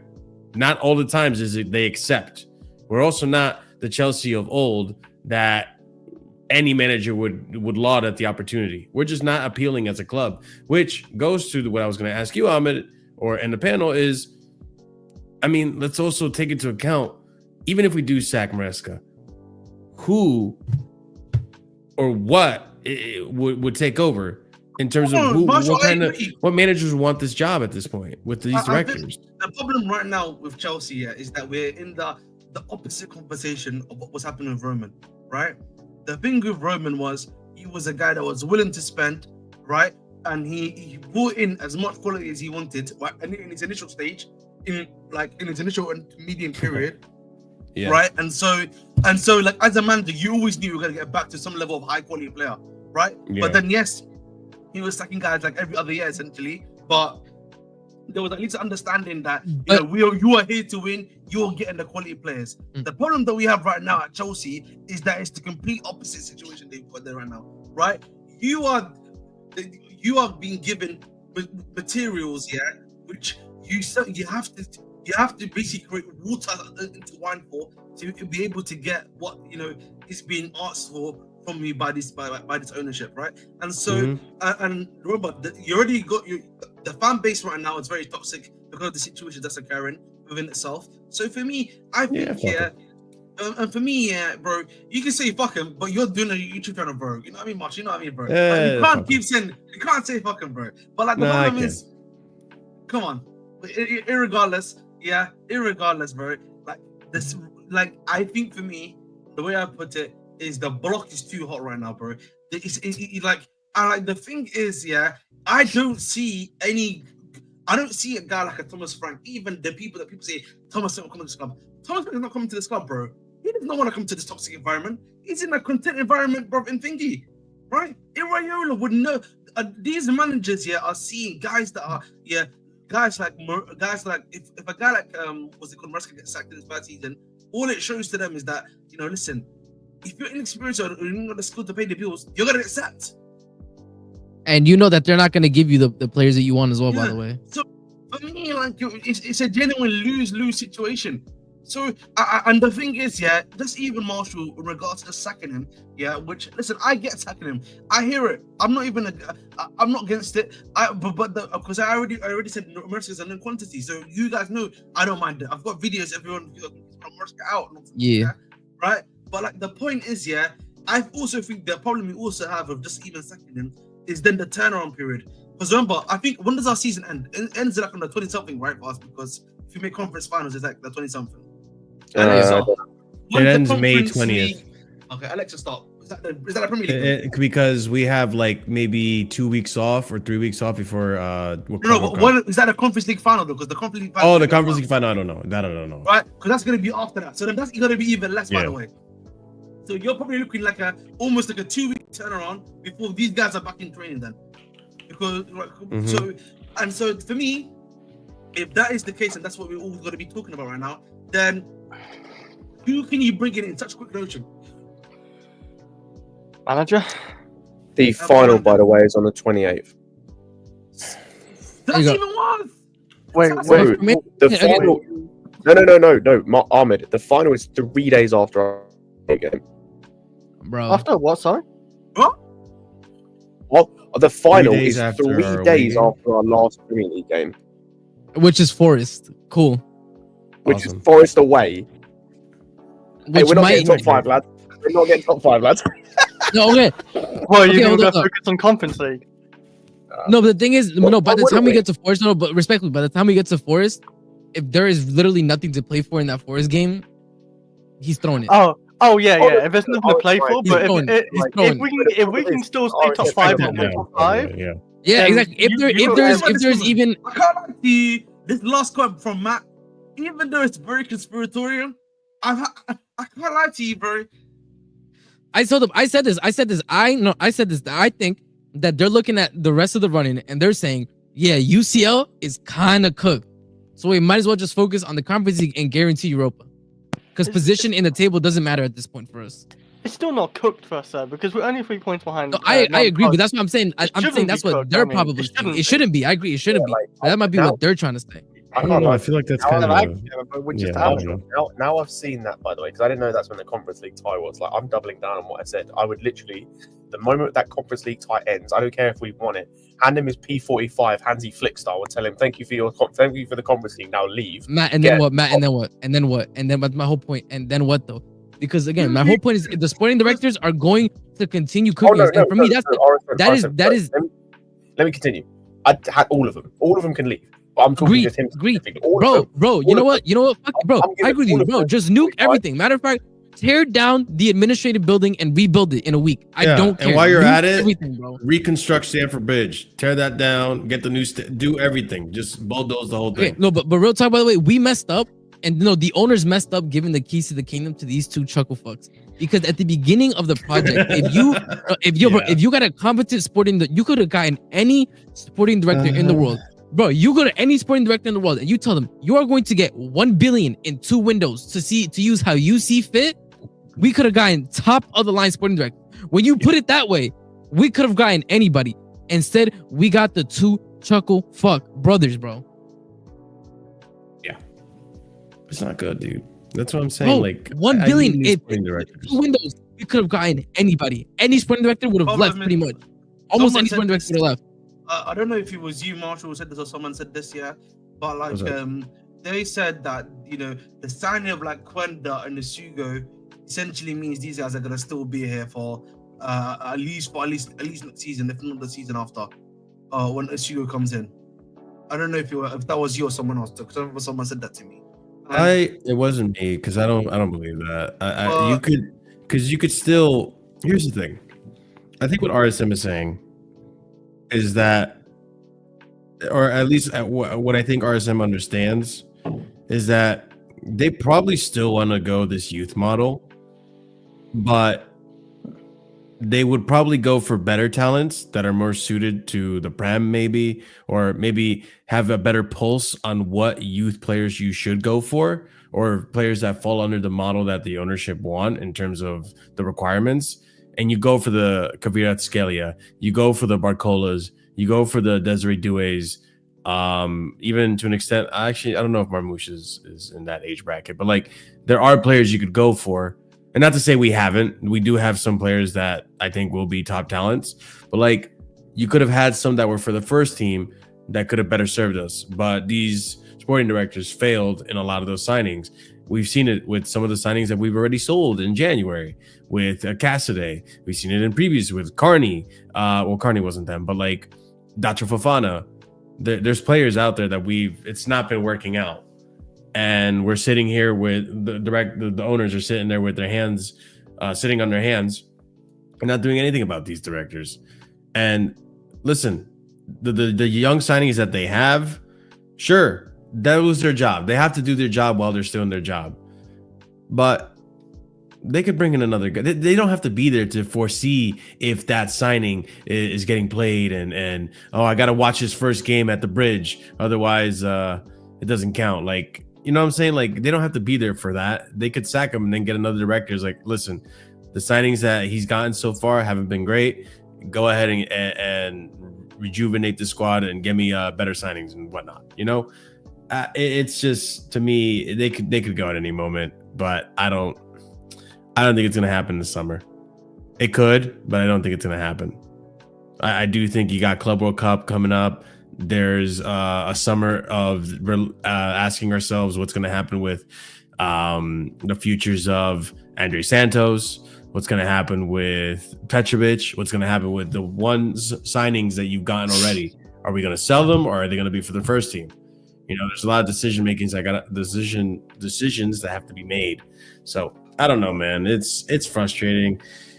As you guys can probably tell, I'm like demoralized from even like talking about half of this shit because I'm just like I feel so defeated. But at the same time, But can I ask you a question, Marshall? I have to ask you this question. What? You say you are defeatist. You say you're all of this stuff, right? Mm-hmm. But when the fans are booing, the fans booed today, right? Do you not think they deserve to boo then? If you're feeling like that, they can't. We shouldn't do it to Master, man. No, but it's an honest question, right? No. This is the question. First of all, over 100 of you guys watching, and I want to boo you guys. We got raided. Yeah, we just got raided. Yeah. 80 to 150 like that is raided. Let's be honest, man. Who rated us though? I don't see anything. Yeah, big up to whoever rated us. You know the connotation that's how much for? Wait, what? Sound they keep in it. Do you know what the connotation for is? It don't matter. No, that's what you want to. Saeed raid. Oh, big up Saeed, bro. Yeah. Thank you for the raid. Hey, big up Saeed. Big up Saeed, man. I hope you're emotionally okay, my man, because that was a roller coaster you went through. I ain't gonna lie to you. The man went through a roller coaster today of emotion. Any Manchester United fan, if you're still with us, bless you. But also, damn it, you can hold that. If you can't win, they're not holding anything. They did a good comeback. That was a horrible performance. They did a good comeback, but it was a horrible performance. Yeah, I know, but like at least they came back. They came back from 3 goals. Like, they did come back. Goals, like shit. What? It's 10 minutes? Igal raid. I don't know who's raiding. Is it Igal or is it Saeed? Big up to both of you though. Big up to Igal. Big up to Saeed. In terms of what you were saying, fuck Arsenal though. In terms of what you were saying, with the fucking booing. Listen, with me, it's quite simply. If you went at halftime Ipswich, I'm all for it. Boo. It was a horrible performance. You're losing. But when it's 0-0 and you're booing because you don't like the football you're watching, and you know what bothers me the most? This is what bothers me the most. These match-going fans boo our own team more than they boo the opposition visiting team. That to me is a damning indictment of go fuck yourself. 1-800-FUCK yourself. That's all I'm gonna say. Because honestly, at that point, are you even a fan? They might as well play away. They might as well play away. No, I understand booing. I can't lie to you. I think the booing's good. Well, not good, but like, you have it's to make more your needed. feelings No, there's no but. There's no but. When you're home. When you're home, like, you can't have 90% of the stadium be against you. I didn't really explain. That's fucked. No, Marshall. There's like, again, it depends, right? Like, yes. If we're like this game, like I said, if I'm there in the stadium for this game, I'm booing as well, because what I saw today against Legia Warszawa is unacceptable. If we have a similar level of performance against an Arsenal or a Liverpool, I'm not booing because I kind of expect that because I don't think we're as good as them. Like I think it's about context. Like I think there are times, but I think booing is not good. Like yes, I don't think it's the right thing to do in certain situations. First game of the season, 10 minutes in. And with like something like that. Yeah, first game of the season, like booing today, I completely understand. It's a pathetic performance. For me though, like if you're going to boo, you boo. End of the game. End of the game for me. No, that's what I'm saying. Boo at halftime, boo at the end of the game. Yeah, but like when Sanchez, we saw what happened. Sanchez tried to play out the back. They yelled at him. They booed his ass. He booted it long, and Ipswich scored on us. Oh yeah, that I'll be honest. I still put that stupid on the fans. Like I saw, who was it that tweeted this? How are you as a grown ass like 26? No, because he's a clown. He's a clown. That's why he's. I don't care, man. How are you as a grown ass man letting fans dictate? Like, bro. The worst part is until Carragher pointed it out, I didn't even realize that Caicedo and Enzo went to go yell at him for playing it long. You know what it is though, Scott? Yeah, I was saying this to Marshall against Ipswich that how can you let fans dictate you? That just shows to me again the same issue you have. He's got a bitch ass mentality. He's a bitch. There's no other way to put it. Here's the thing. Also, on a side note with that as well, I'm fully expecting him to be dropped against Fully expecting him to be dropped against Fulham because I was told. Not that I want Jorgensen to play because he's after Jorgensen's performance. I don't think that's happening, my friend. Jorgensen cheats as well, but I'm expecting. Because they're kicking, right? But again, this goes back to Maresca's comments. Based on what he said to Jorgensen and what he said to Hermansen when he was at Leicester, I'm expecting Sanchez to be dropped because he booted it long for no reason. That wasn't the part of the plan. He booted it long for no reason. I'm expecting him to be dropped because Jorgensen was told the same, Hermansen was told the same. If he's not, Maresca's a coward. Do you, Scott, do you actually think, what's his name? Sanchez will be dropped? No, but that's because I think Maresca's a coward. Agreed. Even as much as I hated Podge, I can say that Podge, he stood his ground and he fucking benched Sanchez the whole season for Petrovic, bro. It cost him his job, which is also a criticism I have of him. I think it cost him his job in terms of it wasn't what the directors wanted. So he should have lost his job. Back. Bro, I need a manager to stay in the club and not get fired. That's part of being the manager of Chelsea. So then bro, if I get a manager that okay, Ahmed, you if you want to run this club as a revolving door mid-season, then go ahead, bro. See how successful that works out. I'm trying to give you solutions, not fucking deluded fucking dreams. Did you hear yourself there, bro? You're saying he got sacked for benching Sanchez, right? Okay, but if he played Sanchez, he would have also got sacked. Wait. So it was like die if you do and die if you don't. If that's true No. though, that is so shit from the owners though. If you got like, he's got a whole squad you can use. Because the reason why I'm saying that, you're getting I don't know if all that's true, though. animated and shit. Hold on. No. on. I'm not gonna Well, get I'm animated. try- I'm gonna relax. Okay, so what I'm saying to you, Marshall, let me be relaxed. Yeah, is that obviously you said to me that one of the reasons why he got sacked was because Sanchez. He didn't play Sanchez, right? Fair enough. But I'm saying to you, if he had played Sanchez, even post injury, We're not getting conference. I'm not even in the conference. He's probably gonna get sacked to you. I agree. What I'm trying to make. I put that on the directors, though. I agree. I Okay, put that fair on the enough directors. then. Okay, that's what I'm trying That's to what I'm saying. I'm that's not on the manager. I criticize the fact that as a manager in this situation, and this is such a freaking unrealistic bar to hold yourself to. The ideal Chelsea manager in this moment right now, one, has to be tactically astute, and two, needs to know how to navigate their way through this ownership, the directors, the bullshit they're trying to put on you, and when the Chelsea fan base and all this. There's a bunch of factors you have to navigate through, and you need to do it precisely. Otherwise, it will burn you. Like, the thing is, if the directors are coming out and telling you, bro, you have to play Sanchez because we paid for that asset and we are investing in reselling him and flipping for profit. We cannot do that if he stays bench. You need to make him a better goalkeeper. You need to coach it in him, yada, yada, all this bullshit, right? And then Maresca looks at himself in the mirror. It's like, bro, I can't do this. This guy's actually a lost cause. I got to figure out some way to make the owners happy while at the same time getting results. It's fucking stuck between a rock and a hard place. I mean, Pochettino not only that, said- but like, bro, we're so cooked because like Yeah. Sanchez has bozo moments in him where he would literally just give the opposition You the ball. probably don't have a job then, huh? I'm sorry. That's just not how employment works, bro. You dead ass, like, let's be real. Like, dead ass.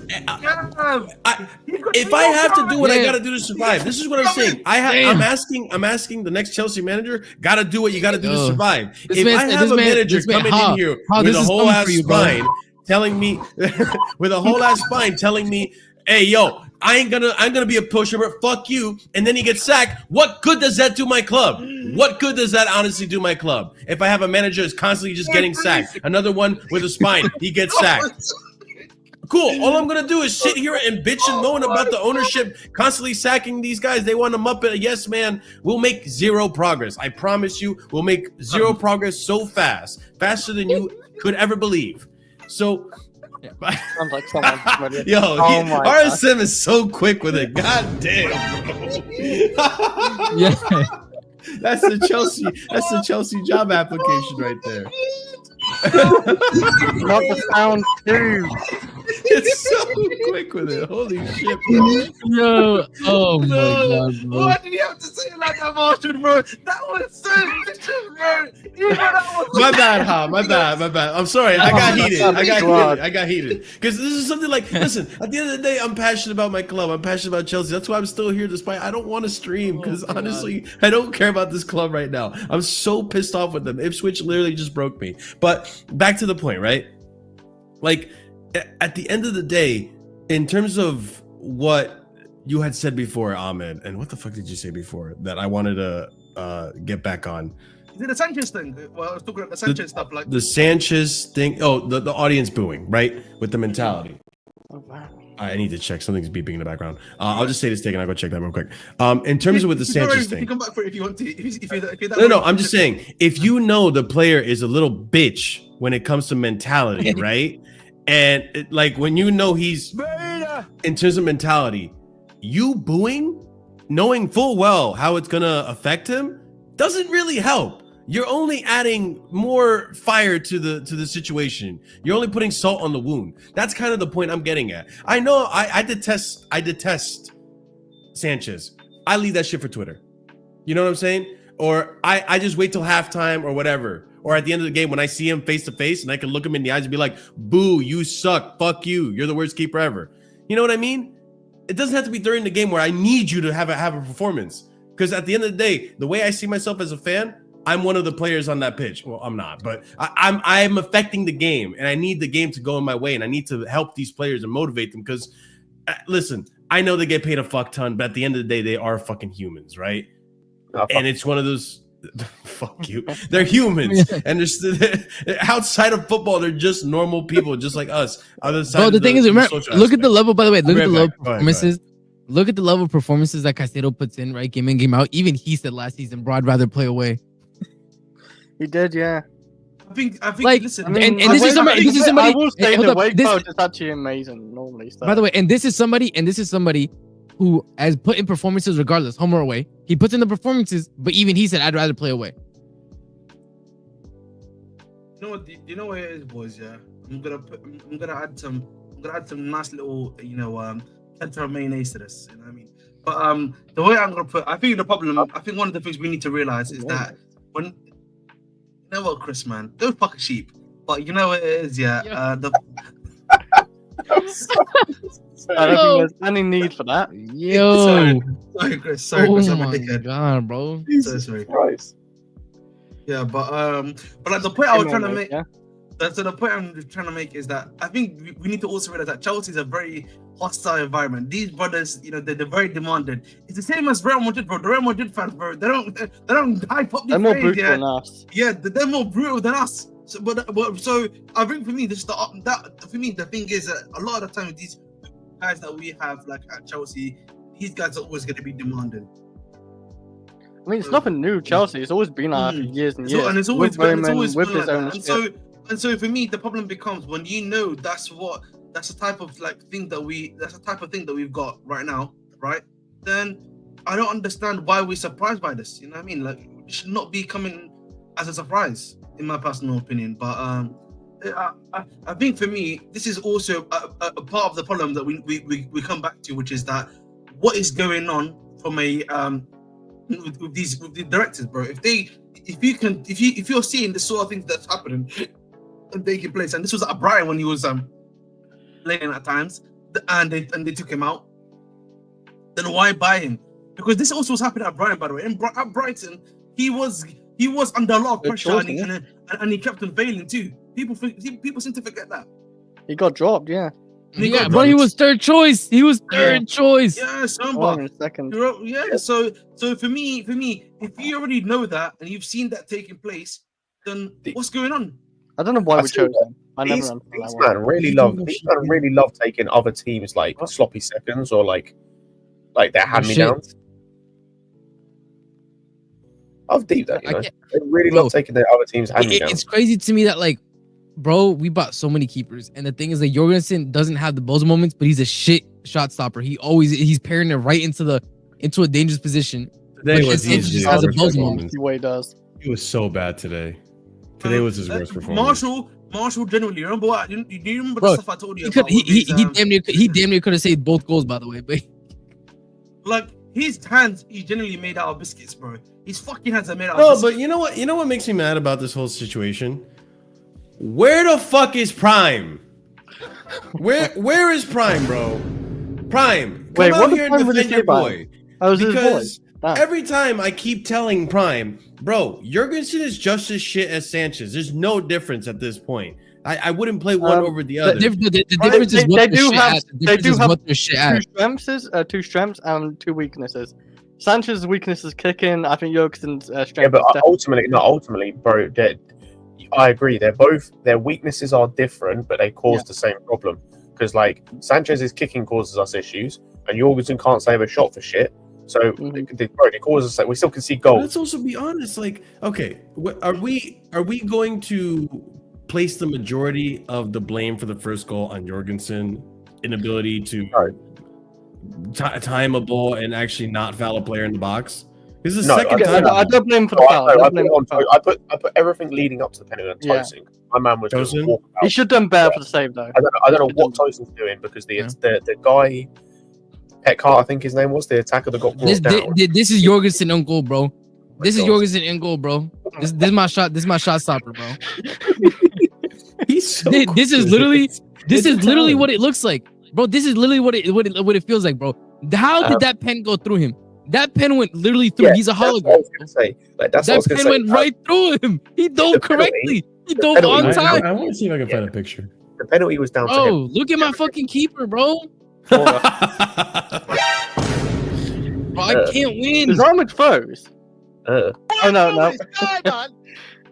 No, Yeah, you know what I'm doing, bro? everything up to the penalty, I don't blame on Jorgensen because, bro, like if Tosin just decides not to be a spastic, like then I can't say that anymore.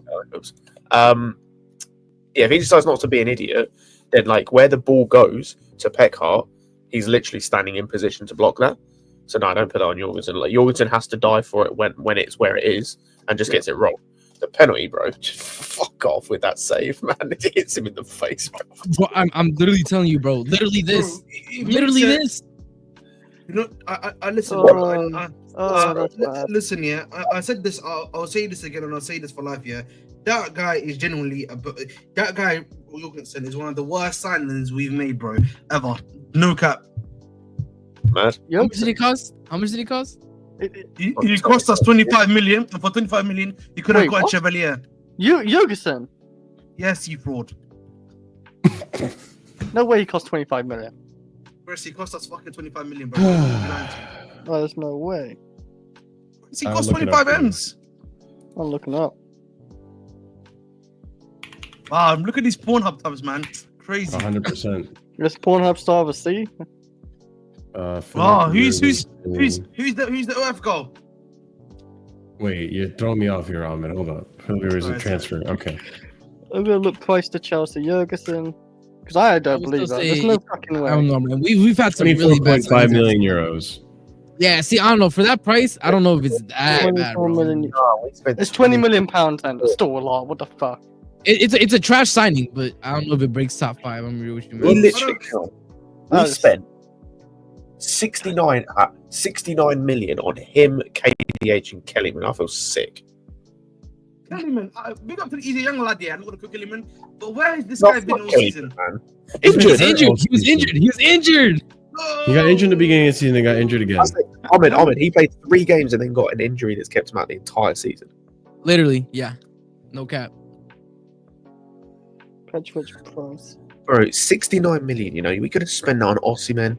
We could We have put spent some 12 million on Petrovic and he's our cheapest keeper. Well, He's I our would best say. keeper too. Out of all of us we have in our books. Bro, we literally like all Genuinely, the talk bro. about like the money we spend and where we could have put that 69 million. We could have put I that told to you, bro. any Bro, now. I told you the fact that we could have gone to any sporting director in the world and told them you're gonna get 1 billion over 2 windows, and we went for these 2 idiots. It's rough. It's rough out in these streets. You know what it is, man. You know, it's a good point. Where is Prime? Prime today in a hiding. You know what I mean? He's hiding, man, because He's in the cave, man. He's in the cave. well, Yeah, you know you what get him Prime- next you time, know man. what You you get him know what next Prime's time. gonna be like. You know, guys, I was right though. You know, I mean, this is what we expected. What do you That's what I'm saying. He was That's That's spinning. what I'm He was saying. spinning. That's He what I'm was saying. spinning. I know Prime would be that. What do you He shows up for the good times when he doesn't have to defend any of his takes, but then when he has to defend his take, where is he?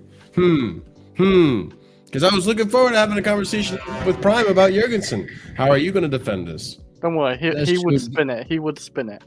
That's true. Gallagher turning down politician. Villa I cost should his be brand. politician, That actually. is true. I mean, that is kind of true, actually. Yeah, you're right. Big up Gallagher, man. Big up Gallagher. Fuck Gallagher.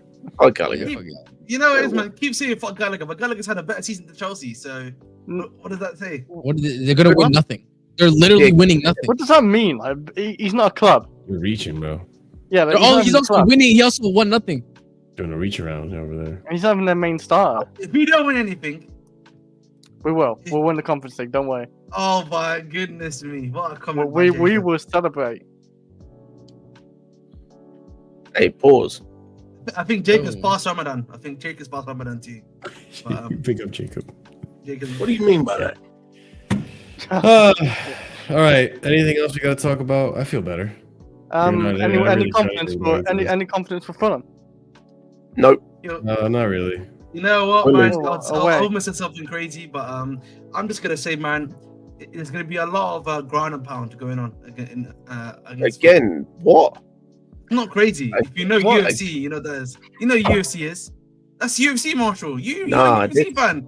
You understood that, man? That's the Yeah, pound. Nah. This dude's. I do know. I do. It is UFC. It's how you say it. Yeah. Mm.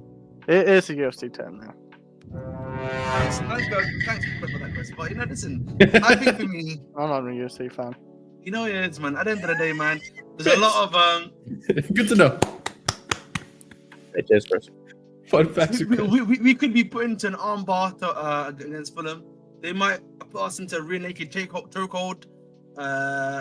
Listen, you might get a nice little leg. I'm not talking about getting naked now. That's a head kick. Look out! Who said that? Rear naked chokes. Rear naked choke. Rear naked. Okay, I heard naked. No, I heard what he said, bro. I just wanted to try and like get it up, bro. Hey, I will say Fulham is a very inconsistent team as well. So maybe there is we get lucky. Also, by the way, also we're out of the yellow card trouble, right? I'm not. But we can we're out. We're past it. We're done with that, right? Yeah, zero. we're past it. Okay. Yeah, everybody's back. No, we're not. Man, Get hooked. Just be honest. Just be get hooked. But nah, I do wonder if Jackson and Palmer can score though that game. That's the worry I have. I'll just be honest. They can score giving up. Apparently. We need to start giving up, bro. That's never gonna happen. Just need to give up, bro. What's not gonna happen? I didn't hear that. Palmer scoring your goal. Do you see that Palmer chance at the very start? Like I couldn't believe he missed that shot completely. Question to you. He hit the side netting too, bro. Yeah. Forget Jackson. I could care less. Do you think Palmer gets another league goal the rest of the season? I'm a little bit worried. I might say no. I think okay. Hold on. I'm gonna be honest. I think he does. Even though, again, no one wants to hear this. I understand. I think he had decent chances to score against Ipswich, and on another day he does score them. So I think he does get a goal. Because I think against Ipswich we were creating a lot of chances. He even had a penalty. I forgot. Okay, Martin, so you think he's going to get another? Okay, so you think he's going to get another league goal? He might scrape one. From here until the end of the season, he'll get at least one league goal. Okay, cool. To Ahmed and RSM, who said no, do you think he gets another goal, period, for the rest of the season? I think my forever there. No. For a second. So Ahmed thinks he's going 26 games without a goal. That's really bad. Yes, and I'll stand by that. It might happen, bro. I also don't know where we're gonna get a penalty from. I can't remember the last time we got a penalty. I ain't gonna cap. Yeah, I ain't gonna cap. It's not. It was against Copenhagen. Even with Palmer, I don't know if it was all right? free. Yeah, he did. He missed his pan. Oh, and Kunku. Oh no, I was gonna say and Kunku was before him as well. Yeah. I think Kunku scores before him, you know. Do you know what I mean? Who else is gonna score? Right? Who else is gonna score? Jackson ain't gonna score. For today, to be honest, bro. Y'all asking me if Palmer's gonna score another goal, bro. Real talk. But on the Nkunku thing, by the way, everyone was cooking Palmer for that chance he missed. And Nkunku missed the one-on-one first. Like, he kicks it straight at their keeper. Oh my god, yeah, that was trash. Listen. I don't want to hear. Palmer had a decent game today. I don't want to hear about Nkunku because Nkunku will here to maintain his value, so that's why he's on the pitch. Also, wait. Another thing, by the way, I need to understand is at one point are we going to be? Is the famous going to be able to attack Palmer for just playing like shit, like respectfully? Wait, like, why do we keep blaming Maresca killed Palmer, bro? Maresca's not like, what did he do? Saw his left leg off. Like, only thing is, like, we lobotomized him. What are we doing, man? Palmer, like, he did put Palmer in the middle though. That's the only thing I can say. Like, and Palmer was best on the right last season by a mile. But even then, like Palmer, I'm not saying all of it's just down to him being in the middle there. No, but we have seen more than enough of a sample size of Palmer in front of goal. Incorrect decision, awful shot, awful pass. Like, yeah, that Southampton game as well. Like, he was like, that doesn't matter. He's a right wing or not. He just bottled it. Yeah. But it's crazy. Yeah, the tactics make sure that he's in different form. And an annoying thing is, it sucks we rely on Cole Palmer too much. I think as well. We can't rely on the Sancho. I don't think. I know he did score that bang against Ipswich, but he ain't enough. Yeah. We can't rely on Kuku. We can't rely on Jackson, who scored like 9 goals this season as a striker. I don't know who else we can rely on, and that's what sucks. We're relying on this other guy. You know, guys, the dark thing is, bro, we're gonna have to generally rebuild the rebuild, bro. And I was saying this year, earlier in the season, I was saying this midway through the season. You can say that Everything except the midfield, pretty much. I would agree. Yeah, everything except midfield.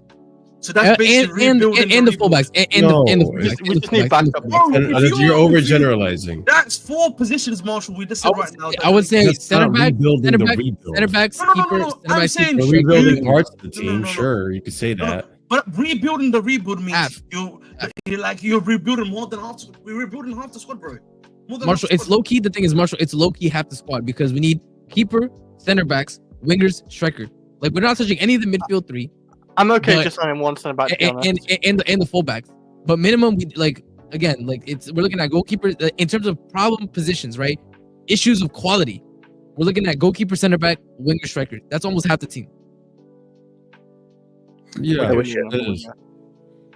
But again, I don't think that's a whole. I don't think it's. I wouldn't call it a massive rebuild because I think but those are the problem positions that I have to look at.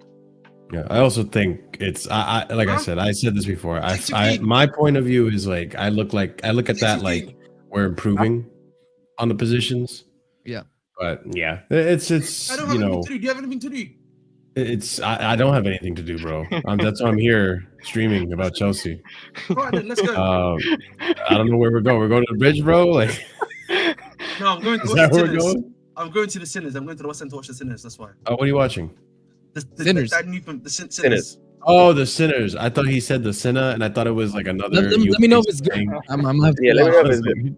I'll let you know. I heard it was good. I mean, this might as well be where we ended, to be honest. Yeah. Listen, my brother had a discount in it, so I'm using his discount. You know what I mean? Yeah, forget Bridge Nation. We need Bridge movie review. Bridge Nation is +1 is going, man. You know what I mean? And don't forget if you dislike the movie, it's okay to boo it at the end, guys.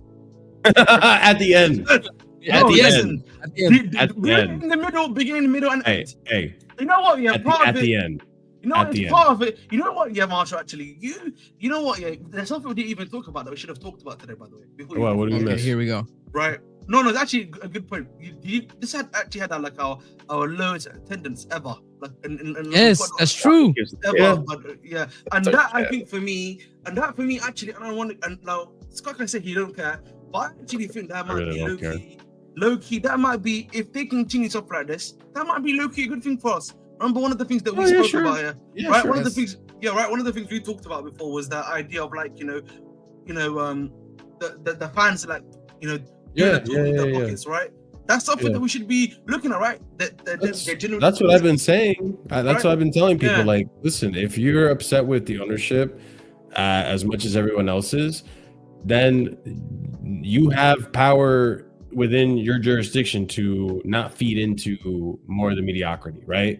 So don't buy a kit, don't go to the games, don't buy the Chelsea memorabilia. Like, don't give them your money. Is essentially, if that means you got to find different means to how you're gonna watch the matches, then so be it. I'm not gonna tell you what those means are. I'm not allowed to. I don't want to. I'm on YouTube. So it's like, don't give them your money. And yeah, I mean, honestly, like I personally don't care about the attendance. I think a lot of it has to do with the fact it's the Polish fans. We were already winning the aggregate. At the end of the day, too, also I feel like it could be just they're done with the team, and it is the fans being upset because usually, even if we win, usually we do get a good turnout. It's not like we were away. So yeah, I mean, it is what it is. But yeah, that was one big thing I did notice. Legia Warsaw did bring the atmosphere. But other than that, yeah, we'll see about the attendance. I think their manager literally trashed on their atmosphere too, by the way. I think if I didn't see. Everyone's trashing on the atmosphere. Our atmosphere sucks, dude. I wouldn't want to play at Stamford Bridge if I was a player. It sucks because we have good players that are getting sucked into that bullshit too, like Caicedo and Enzo. But yeah, it is what it is at this point. Oh, Reece James too, and Cucurella. But have you spoken about why Reece James is just continuously playing Conference League and not the Premier League? Bro, I asked earlier. Why is one of our best players? Is that like his level now? Like, I know. It's not. No, it's not. Come on, it's not ability. It's not ability. We're not allowed to troll a little bit there. What's going on? We don't want to control it. His level is crazy, bro. There's no time to troll him, man. What's shit? That's the reason. So it's a fun argument. No, he didn't. No, he didn't. I'll be real. Now you're rallying up Chris. Now you're rallying up Chris, bro. No, he had to use another man to block his path off so we couldn't get to him. No, Ahmed, do you know what it is? Like, for me, I think there's a couple things. Number one is because we don't have anyone else playing midfield. Well, we don't have anyone else experienced. It's not even experienced. We don't have anyone of quality to play in midfield. And the other two guys we could play in midfield, Maresca's a coward and doesn't want to play him. Like, can someone answer me the question that I keep asking and have asked since we bought him? I'm thinking we have a Mugu in his team. Why did we buy him? Yeah, bro, I want to see this kid play. I want to see if he's shit. Why did we buy him? I want to see if I can dunk on Scott and be like, "Yo, you see, we got a proper midfielder." Why did we buy him? I can't even take myself seriously. Yeah, I mean, we bought him for Strasbourg. I'm thinking maybe. Hang on. So we bought him for him to play for Strasbourg. Do you understand how stupid that sounds? No, by the way, I have found that the Legia Warsaw manager said we knew this was not the loudest stadium and we will feel the presence of our fans. Mad. I mean, I felt the presence of the fans. Library, bro. Bro, I felt the presence of the fans. Shirtless too. All the chest straps, all the shirtless fucking Legia Warsaw fans was crazy. But yeah, like I don't understand. Like, saying we bought him was shirtless. Oh no, not the Chelsea fans thing. I don't care. Like the Chelsea atmosphere is shit. I don't know about the movie thing. I'm trying to understand. Like, so we bought him for him to play for Strasbourg. That's essentially what investment. So okay. Because you can't have Strasbourg being mad that we're taking Santos and not giving them something back. No. RSM. I hear that. Follow-up question. Why couldn't Strasbourg buy him? They don't got the money. They don't got the guap like that. We buy the best. They got the guap. They don't got the motion like that. So we had to spend Chelsea money. Yeah. For him to, of course, go Strasbourg. Bro, because I've been saying this, bro. The thing is, you have to. We are not the main hoe. We are the side piece, bro. The main hoe is getting the signings. We are the side piece, bro. I'm trying to we're the wife at home. We're the wife at home for 6 years. We're not getting shit. But you know who is the mistress? She getting a new necklace because you got to keep her happy. The problem I also think, I think the problem also with the Reece James situation right now is that we genuinely need him in the Premier League, bro. Like we are in desperate need for him, and the fact we're sacrificing him to play Conference League games. Marshall, only got two. The only saving grace we've got is we've now got a couple weeks till the Conference League, so I expect him to be back in the Premier League team for Everton at home next Saturday. Like I expect, and he should be. But again, this is where I go back. I don't think it matters a jot because we've already decided to rotate in two. Well, we rotated for Brentford, didn't rotate for Ipswich, which shit the bed. We're going to have to rotate a little bit. Like Gusto's going to have to play right back again against Fulham. Probably going to shit the bed again. It's like Maresca's already kind of throwing games away for no reason. So I don't know if it'll matter, but we just have to hope that Reece can do something. But the other thing too is that this is where I go back. To me, it doesn't actually make sense why the fuck we played this strong ass lineup. Like you could, if Reece James is as injury prone as we all think he is, and you're managing his minutes, why even bother with this one? You shouldn't have to need him in order to win this competition, and same with Jackson to an extent too. Yeah, exactly. But here's the thing: the only thing I can think of at this point, if I had to go to the whole devil advocate, being realistic, fair, and all this bullshit that I do, right? If I had to think of a possible answer as to why, I feel like Maresca now has gone to a point where it's all or nothing on the Conference League, because regardless, I was told by the managers or the owners that I don't need to get top 4. So as of right now, the league will get by. We'll try to get into the top 4. If we don't, no big deal, but I cannot lose the Conference League. So I'm putting everything into it. Marshall, I understand some of what I'm about to say is going to sound a little bit hypocritical because of the argument me and CP and others had earlier, but you just hear yourself. I know.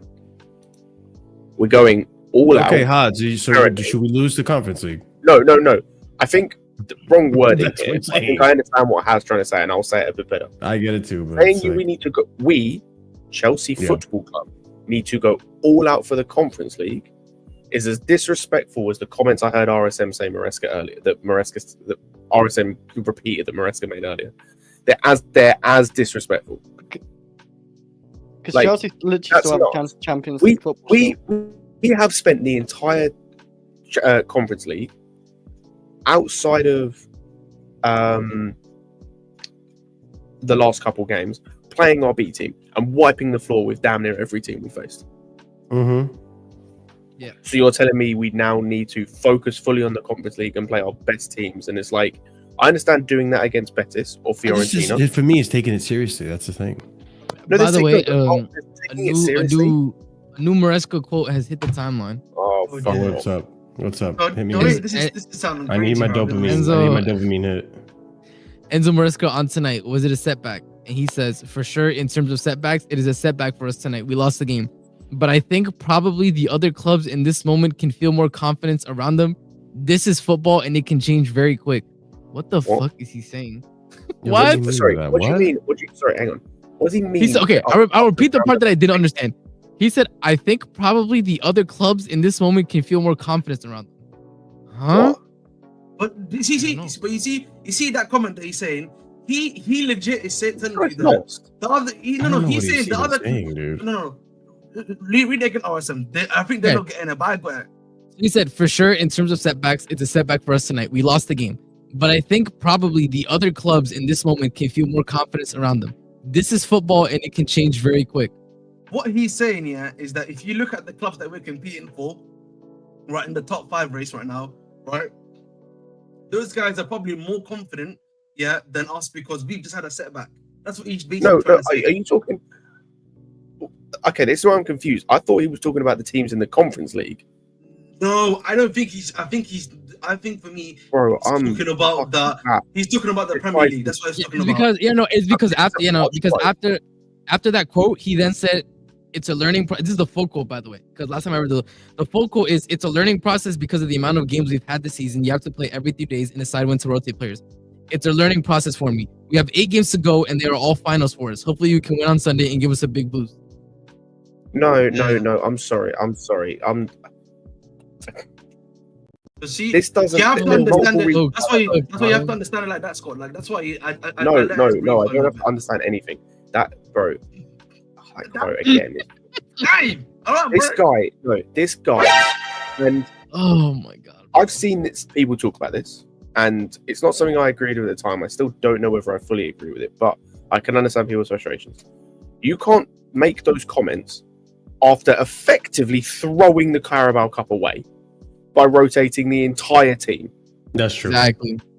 You can't make those comments. You rotated the entire team and threw the Carabao Cup away against the Newcastle team we beat days prior. Literal days prior. Yeah. You don't then get to make those comments about, oh, we have to learn how to rotate. Fuck, motherfucker, you should have learned that earlier in the season and maybe we would have won something or further in the Carabao Cup. Way. You threw that away. That's fine. Or you threw that away because I expected some performances in the league and you haven't delivered, ultimately. So, he's pissed me. Like, you're getting out, man. I just get all of them out. Every fucking one of them. The thing is, with Poch, I think Poch was genuinely an idiot. I think Mariska thinks we're idiots. Bro. Well, he probably actually does think the match going fancy. Because respectfully though, this is my thing. Like with the whole point of, like Scott said, like you're not allowed to like do one, like say one thing and then do the other. Like you are not allowed to say, oh, no, we're not in a title race. You know, we're not doing this. We're not focusing on this. And then when stuff gets bad, they call games against Fulham a final, bro. I'm so sorry, man. You can't do that. You can't have it both ways. The mentality should be to treat everything like a final, but there's some things you just don't say out loud. That's my whole point. But he's doing it. Yeah, he is. He's cooked, Marshall. He just cooked. We need to be honest, He's man. cooked. He's cooked. He's generally cooked. The season's getting to him. Well, this is the thing. I'm with Marshall, bro. That Ipswich game. I'm done, bro. I'm just done. I'm here to support. I'm already done. Bro. I'm here to support the players. I'm here to support the players that want to show up for the game days. Past that, bro. It's in God's hands, bro. I don't care. I'm at a genuine point where I'm debating watching another game for the rest of the season. Dang. You know what, man? I was saying this. I almost didn't want to do the stream. Like I told you.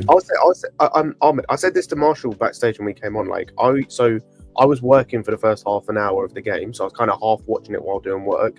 Finished work. Went to the gym for about 50 minutes. So I had the game on at the gym. I was more invested in my workout than I was in the I was literally listening to what I was doing. I literally was.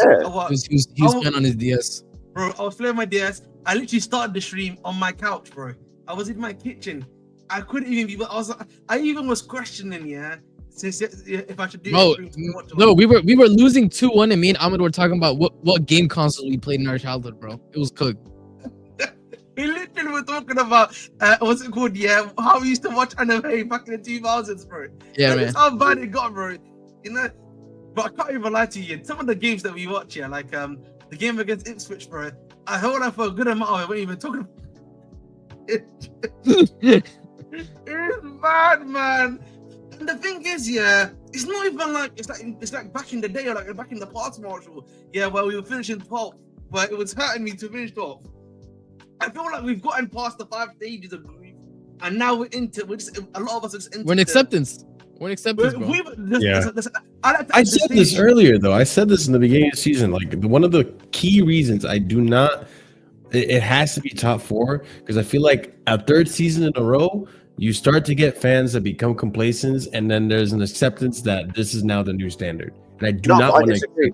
I don't think there's an acceptance. I don't think for Chelsea there ever will be an acceptance. I don't think there will be. There will always be fans there because of, like, it's the same with United, bro. Like, United fans, there are still United fans who haven't accepted where they are because they know the United of old. And it's the same with Chelsea. And I don't think we're ever going to get to that point. I think that what the problem is you're just going to get fans or you're going to get to a situation where, like, for me, I expect Chelsea to be better, but it's a case of, like, I'll be so honest, like, this just isn't enjoyable at all being a Chelsea fan at the moment. So I'm just going to do other shit. I'm going to just go and do other stuff that's enjoyable. And I'm just going to, like, because why am I just going to get pissed off with Chelsea all the time and just get annoyed when I just go and do other things and enjoy my life? And it's like, and because this isn't going to change, because what it comes back to is the, like, mentality stuff as well. And we can say, like, with the manager and the players, it's the whole club, the entire club. The mentality's fucked. It's the entire club. It's seeped down from the top, from the owners to the sporting directors. It's what I said at the start. Fuck the owners, fuck the sporting directors, fuck Maresca, fuck the players, because the mentality through all of them is messed up. Like, the fact we talked about the title thing, you've got players as well talking about being chill guys, and what's a title race in public and smiling about it and shit, like we're in second. You've got Maresca talking about the what's it called? What did he say? The target isn't top, and then 2 months later, I never said that. The target is top 4. I've been told the target's top 4. And now he's rotating for whole squads against cup games, and now we have to find the right balance. Like, fuck off, man. And it was the same shit Poch was doing. So it comes from the same place. It comes from these owners and the sporting directors and everything. Like, the whole thing's fucked, and it's not going to change. We're in our first season and doing the same thing. That's the acceptance I referred to, though, right? It's like accepting that, like, it's acceptance that nothing's going to change, but it's not an acceptance of, like, bro, like, if I had some way of making them change, I would going to. Like, the only thing we can really do is protest, and I don't think that's going to make much of a difference. But I don't have enough power. I don't personally have enough power to organise that. There are others that do, and I would happily join in, but I don't have the ability to organise that. Outside of that, there's nothing I can do to make these guys change. I can sit on streams all day and get pissed and whatnot, and get angry and vent, but it's like, what the fuck's the point? Marshall, can I ask a question to Marshall? Because, like, I actually think this is a good question to ask, because right now I think, you know, there could be potential. Do you know, like, when big clubs like, right, you know, when they fall from the top, when they kind of, like, fall from grace, sometimes it happens really quickly, where they just go bang, bang, bang, bang. It just happens, like, you know, like straight away. It happens like a knife. They just go out within like 4 or 5 seasons, right? But then there's the other type of club, which is what happened to Nottingham Forest, which happened to all these other big clubs before we existed, where it's a slow burn. Everton. Everton wasn't that big. I'll be honest. They were never as big as, like, people make them out to be. But, like, you know, Everton's won 9 league titles, by the way. Yeah, so So again, so like they've been a big club, but they've not been like a big successful club. But like, right, but like it happens with time, Marshall. Remember that time I like to use managed decline. Yeah, that's what happens with a lot of these clubs, right? It becomes like a decline where they're first big club, UCL, then it's Europa League, then it's Conference League, then it just becomes mid-table, right? And then a lot of the time they just meander in that mid-table area, and then if things continue to fall, they then enter the relegation thing, and then they go to the next one. Now, I don't know if that's necessarily going to happen, obviously, with Chelsea, right? Because I don't think that can necessarily happen. But I do think, that we are currently kind of going through this period of like so much unknowns are occurring, so much things happening that the managed decline period of us, right? Yeah, is occurring within this moment in time. Unless we fix things right now, if that makes sense. That's the way I always put it. We'll see. Time will tell. Yeah, time will tell with that one. Because I just separate Roman's time with now Blue Coast time. And it's one of those situations where we'll see if they end up being successsul. They've been on an upward trajectory.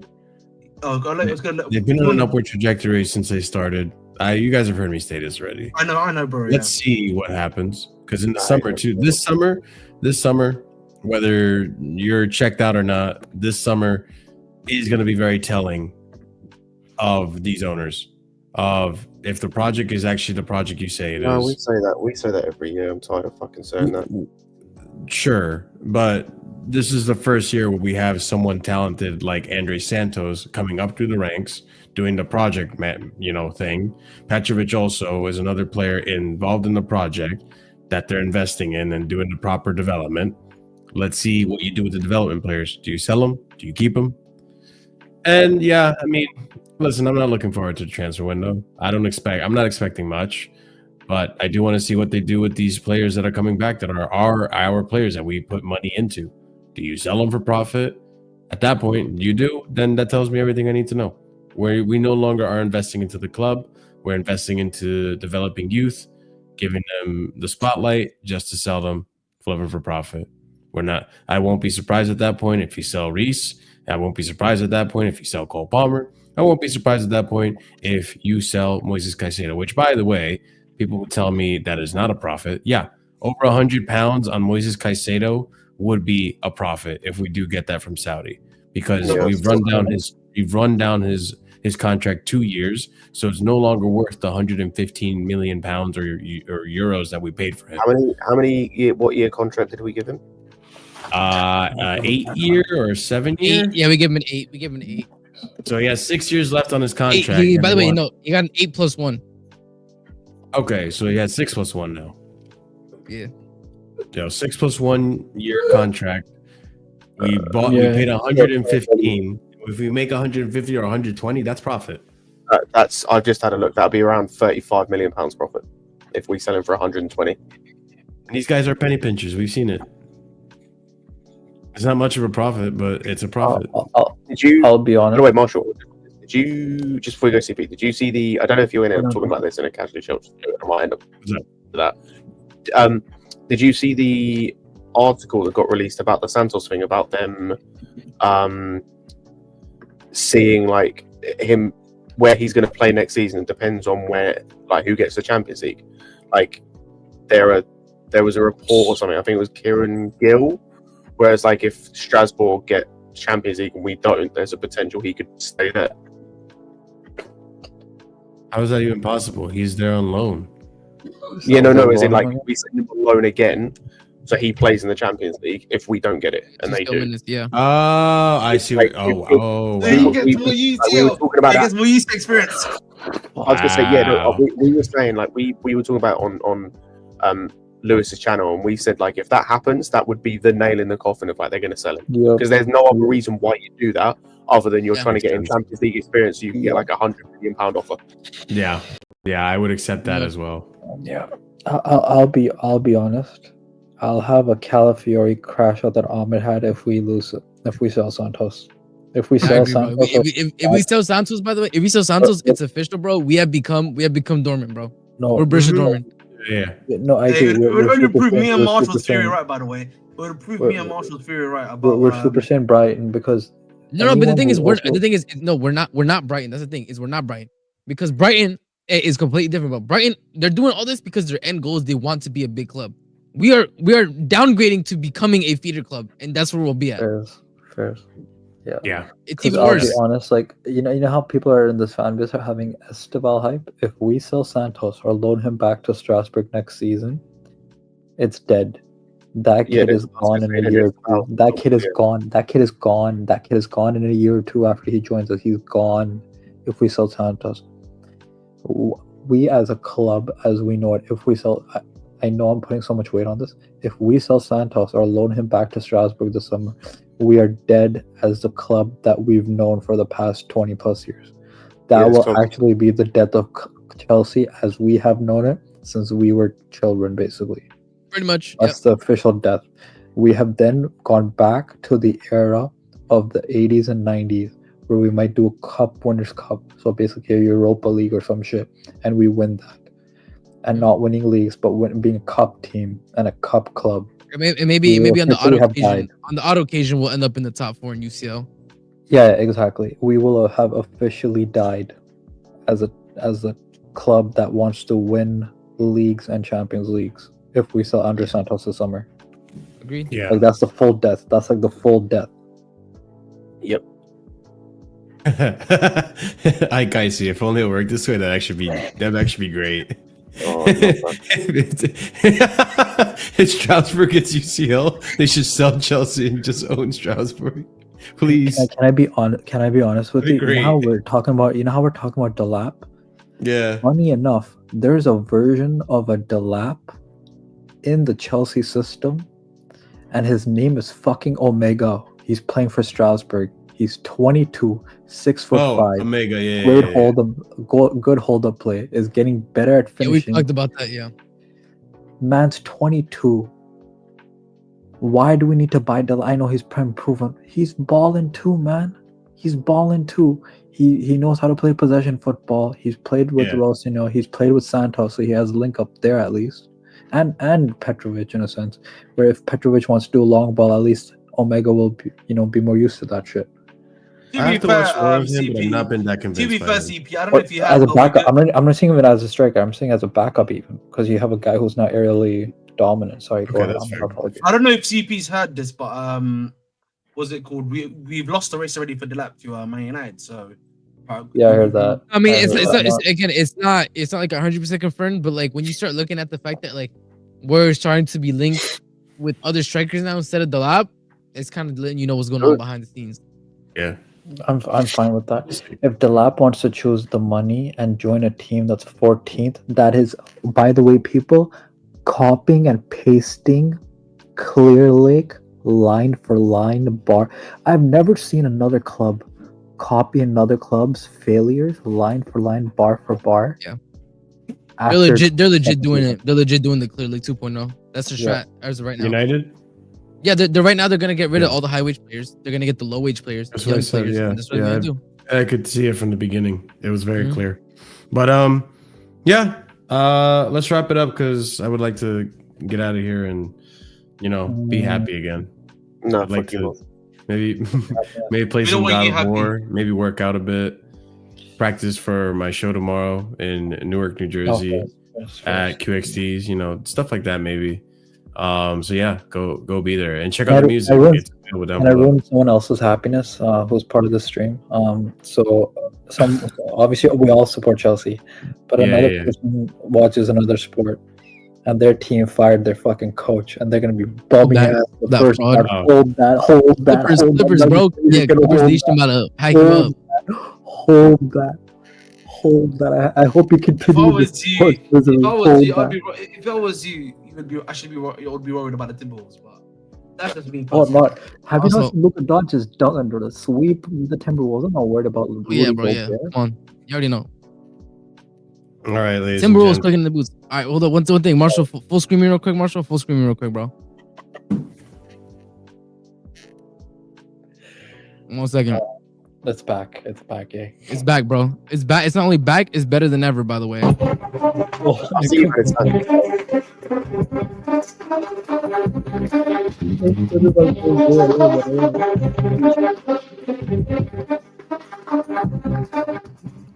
Link to Garnacho.